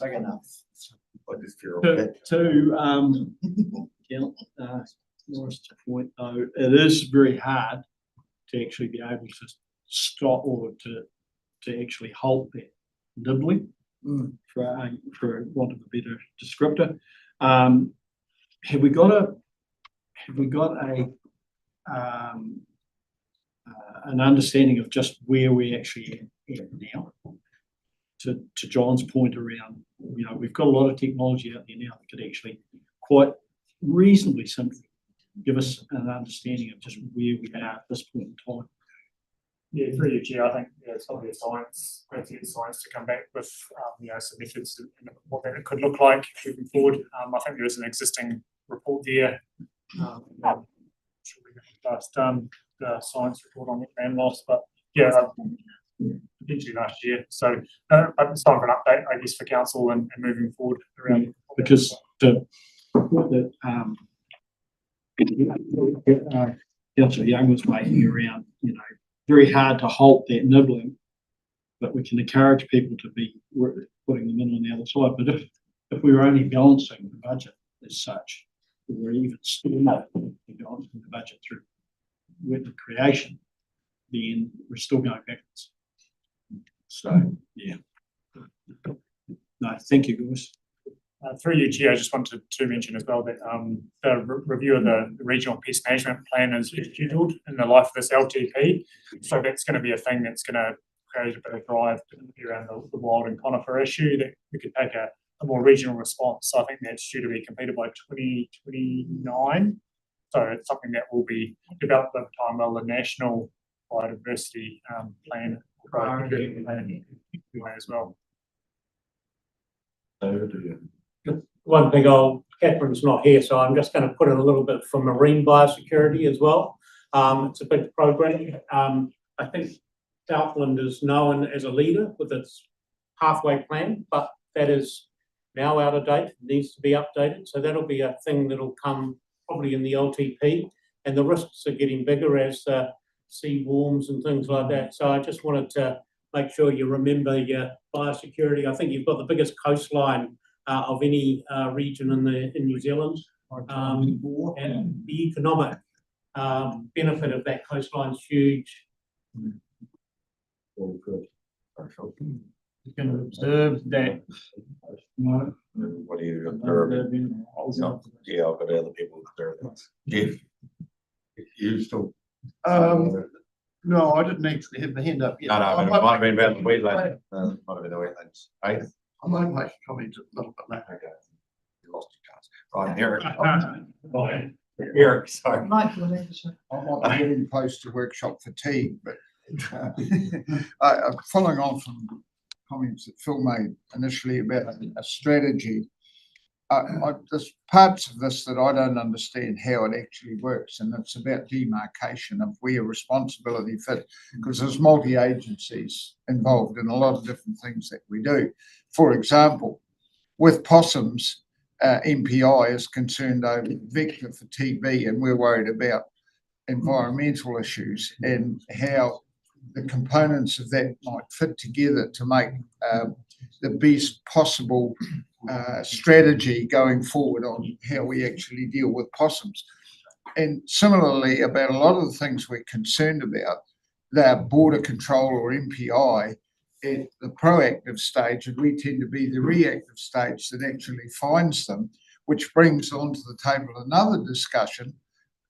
This is a bit ethereal, but when we do have a problem, how do we make the decision about eradication versus containment? And when we became aware of Undaria, how did we actually make the decision that it would be containment? Because for the next 100 years, we're locked into containment or throwing our hands up and saying, we're stuffed. Whereas had a decision been made in the first 2 years to pour and get some support for serious eradication process, we wouldn't have been locked into the next 100 years or we're stuffed. And so I just think that there needs to be a strategy where decisions are made which have the best outcome, best bang for the dollar, and the best results environmentally that we can do. And I don't understand it, and I think we need that strategy. And in our long-term plan, that's what we've got to do, is somehow crystallise some of these crunchy issues. Yeah, just in terms of Undaria, I mean, MPI, it was a government issue as a New Zealand piece. This is 20 years ago. They had a crack at eradication over 4 or 5 years, and they didn't work. So it was then left to the regions to deal with it as they wished.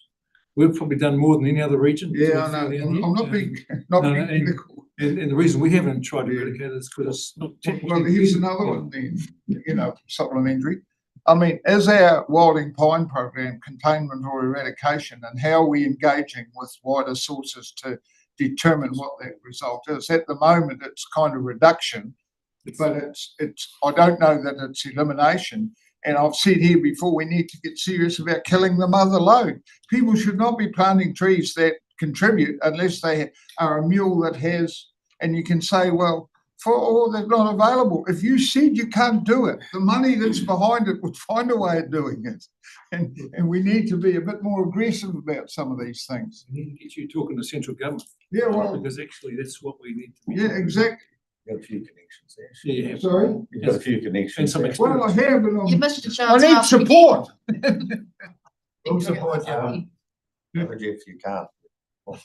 You're down the line. Roger and then Paul. I don't disagree with anything that Eric's just said here. I'll throw my weight behind it if he needs support. I think when I hear this conversation that biosecurity and biodiversity are intertwined, I get the close connection, but I do see a distinction that, and I would love to stand corrected here. So, bring me up to speed if I'm not on the right page here. But when I'm thinking about biodiversity, I'm thinking more about ecosystem scale monitoring, the data, the knowledge and feedback on plans, outcomes and effectiveness, things like our wetland extent. In contrast to biosecurity, which in my mind is more about the operational management of pest species, animals, plants, incursion response.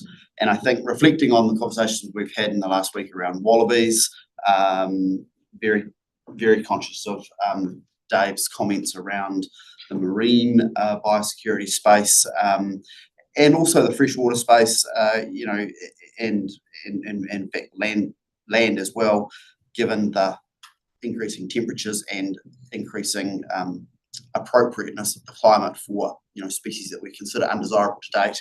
I think that we may need to invest more in our surveillance monitoring. It's good feedback. Yes, thank you, Chair. Going back to measuring wetlands is difficult, and I can imagine it can be quite a weird science in reality, because in our own minds, wetlands occur naturally where they occur. It's wetland. But in actual fact, there could be some benefit for some drainage of those, and a new created wetland may have bigger benefits somewhere else. Or you could add on to a naturally occurring wetland with a created wetland to improve things. But I can imagine it would be a very difficult process to determine how much we've got now. I've seen areas where there's wetlands, and you look at them and you think, yes, they've been created, added onto naturally, and beside them is an area where there would be historically a mire, and it's quite dry, but it's actually unusable for grazing or anything because it's a mire. It's a totally different type of area, if you know what I mean, and that could easily be turned back into a wetland. But for some reason, somewhere along the line, historically in the last 50 years, someone's happened to remove the water. So it would be very difficult to measure, and just the same as you were saying, Chair, about prosecutions. To determine what a wetland is, you have to determine what a wetland is and who drained it before you can prosecute. So it would be extremely difficult. So, Phil and then Jeff. I was looking forward to sharing the observation that this issue of wetlands, both removal and re-establishment, links to current government constraints on how we do business. Our farm planning process would have allowed at property scale people to register or record wetland extent that they are managing on their properties. So a farmer suggests I've got a 7 hectare wetland, and then 5 years hence, during an audit process, updates their farmlands that I've got a 3 hectare wetland. You'd be going, hang on, how did it shrink by 4 hectares within that time period? Climate change, yeah. So the fact that we've been delayed on farm plans doesn't help with this challenge with being observation. Then again, how long since we asked the Ministry for the Environment for permission to tweak our water and land plan to make it easier to re-establish wetlands? And how many months have we now been waiting for an answer on that? Last year, wasn't it? Because it seems to me that this is simply a delaying process until RMA reform kicks in and renders our Southland water and land plan irrelevant in the big scheme of things. Just an observation, what I'm hearing is a lot of conversation around wetlands, and some of it is related to biodiversity, biosecurity, and I wonder whether, there's another avenue where we can have a particular workshop or, connect some of the dots on what's going on in the science and approach around our wetlands, and it will ultimately feed into the LTP, and whether it's the water or the land or the biodiversity, biosecurity, and that approach. Just wondering whether we possibly park the wetland piece and then just focus in on the biodiversity, biosecurity components, so that these three can get some really good feedback and direction on the next steps. I've heard a bit about the regional biodiversity strategy and internal strategies, heard some more about wild and conifers and the approach around pest management and marine biosecurity, but just keen for any other biodiversity, biosecurity related conversations. Marcus, I wonder if the team could talk about our possum control programs and just where the thinking is around that. Was that an awkward question? Look, Dave disappeared.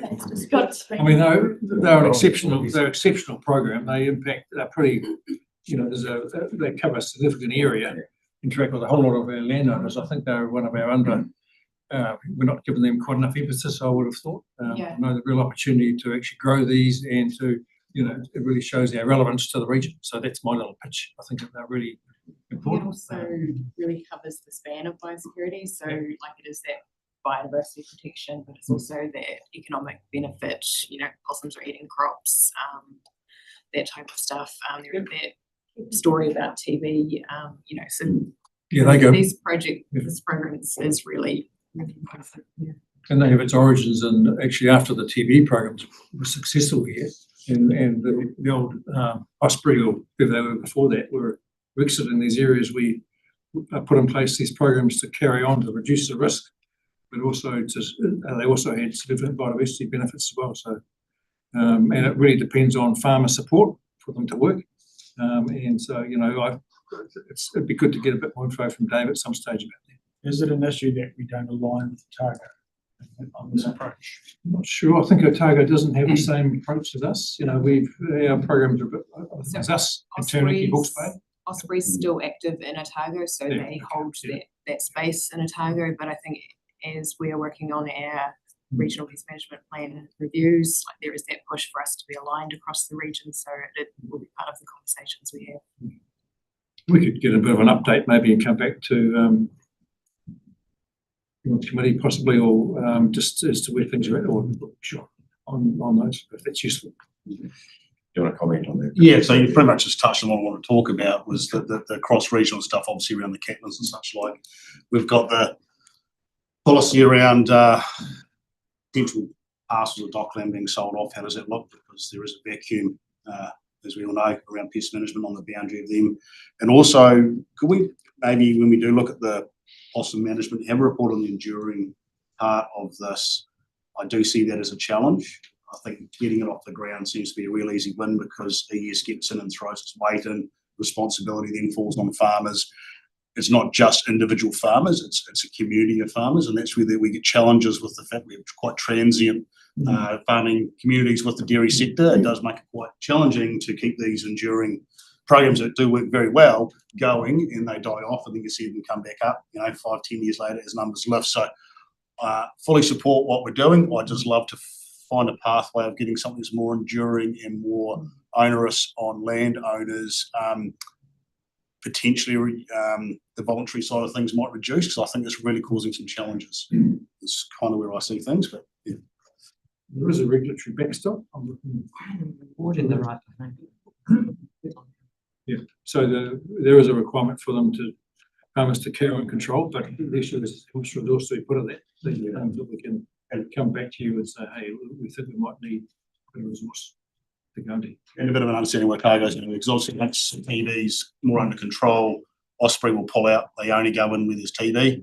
So, and they'll just turn the switch off. So what's their long-term plan?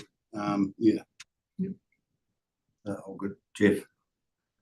Thank you, Chair. Floor is yours. Yeah, firstly, on biosecurity, I believe Mid-Dome Wild and Tree Trust would like me to thank the council for doubling the contribution to the eradication program there on Mid-Dome.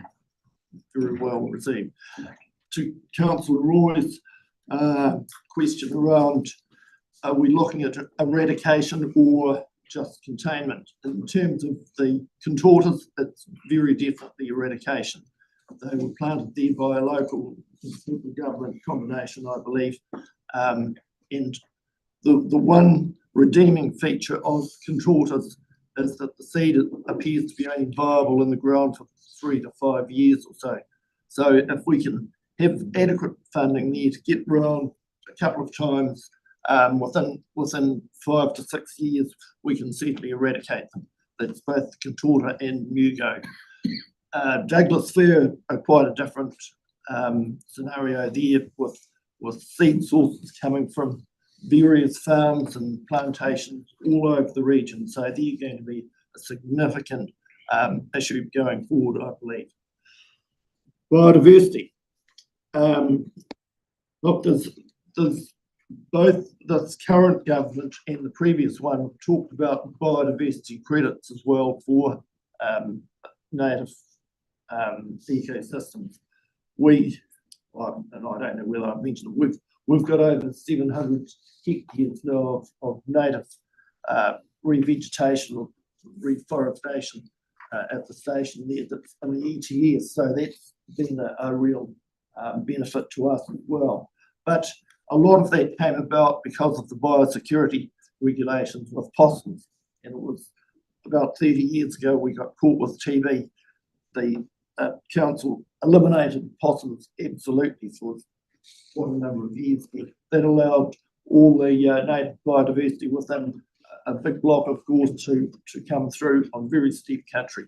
And it's been a real win, because long before the day of ETS, I could see that there'd be a real visual and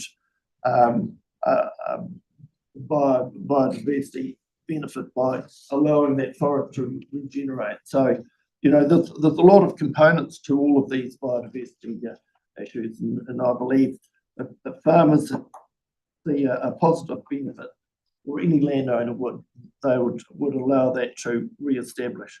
So there's quite a bit I can say about biodiversity, but I'll leave it at that. You know, if landowners are incentivised, you'll see a real improvement, I believe. Yeah, thanks, Jeff.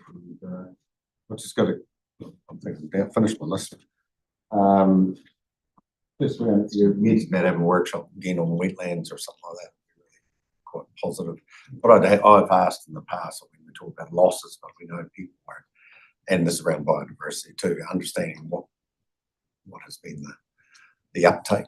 You know, there's obviously it's might be a loss, we're indicating there's loss, but we actually know there are people creating biodiversity on there, plantings, buffer zones, all those things. And I know it's a hard one to actually calculate, but it's sometimes saying, well, there is stuff going on, and it'd be interesting to see. I think it's quite surprising in some of the areas that have actually gone in or been fenced off. The stuff would be interesting for us to see. Yeah, well, we've got enhancement funds and things in regards to that. In biosecurity and biodiversity, I think go hand in hand, and I think we talked about this years ago. It might have been the pest management, the strategy or the plan. You know, we're talking about eliminating, we're trying to get people with biodiversity, but we've got all these pests that clean will affect that outcome. So it sort of makes sense to, I think we're trying to get hairs on the discussion on the table. They seem to be more of a problem around Southland than rabbits and things like that. But and also the cross-border stuff, obviously living on the border. Possums don't just stay on one side of the road. So just working with I know we have got good relationships working together and things. Just keep those wallabies away from the border. That's the main thing. We want to make sure we're fighting the fight where we want to fight. We don't want to be fighting it. That's one thing we should be doing, making sure that we don't want to be fighting them in our own neighbourhood if we can fight them somewhere else to stop them from coming here. So we need to be a bit more, well, we are. I know there are a lot of regional working together here, regions. We just need to really reinforce that. And pukekos. We never had pukekos until about 5 or 6 years ago. I'd never seen a pukeko on my farm, and I've got plenty. And must be all the biodiversity I'm putting on all the wetlands and everything like that. But no, they seem to be going very well actually. You're taking them up there. Hey, I don't know who's dropping them off, but we never had on the farm until about 5 or 6 years ago. There's lots of them up the gullies now. Anyway, that's my problem, you know. Are we sort of finished? Yeah, I haven't got any more than that. Yeah, sorry. I got a very scary thought came in. Phil, you got anything to add to that? You can do it. Okay. No, I'm completely afield here. Okay. All the time. General. I got a bit of flight before because somebody mentioned farm plans. If they come in, they've been implemented and I haven't seen it. When are they due to arrive, Jeremy? I'm glad. We can have a farm plan if you want. I don't know if the government. The government. Right that horse out. Hey, the government's still working through that, aren't they? But we've used their roles. They've kicked it down the road for another 18 months for us to get there. Yeah, oh, Phil. So I was going to pose one suggestion / question, and it's a potential initiative for us to consider that spreads across all of these topics that we've been discussing today. And I'll use the term a regional resilience intelligence platform. And please don't think of this as an IT project. This is not an IT thing. This is curating information we've already got the information. It's bringing it together so that we have an understanding of where are we at risk with resilience. And I'm talking natural hazards, transport, network, emergency management, overlaying climate projections, biodiversity things.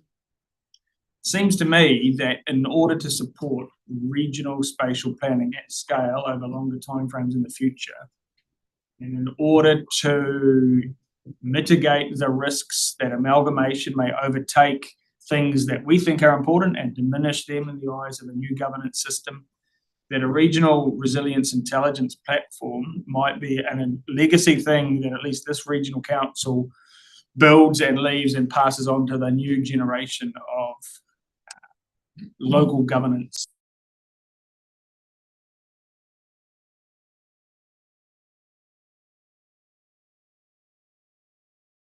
To have a look at that and consider what would a version 1 resilience intelligence platform look like. So I'm just going to suggest it because all of these topics, you think about how they intersect, and resilience remains a really important theme that runs across all of these things. I mean, links to increased monitoring, as Roger suggested, in respect of biodiversity and biosecurity, intelligence around our flood protection, our transport networks, bringing that all together so there's a better chance that people will understand how these systems intersect with each other, either for positive outcomes or where are we really carrying risk, so that we can make better decisions around where our limited dollar spend will have the best return on that investment. I don't know if other people have thoughts on that. Just one thing to add on that.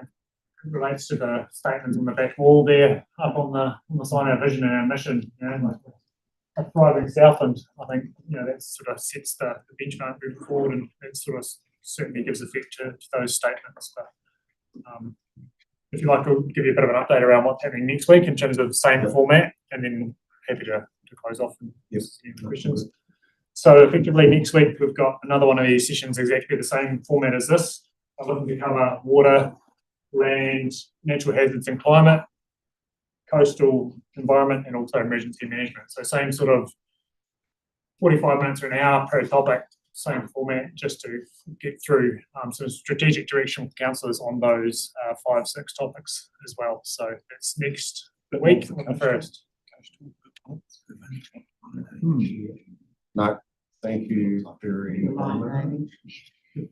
No, that's good. Is that all sweet? Thank you very much. Thank you, staff and team. Marcus. A few errors. We'll call it quits. And thanks. Cheers. Thank you. Thanks.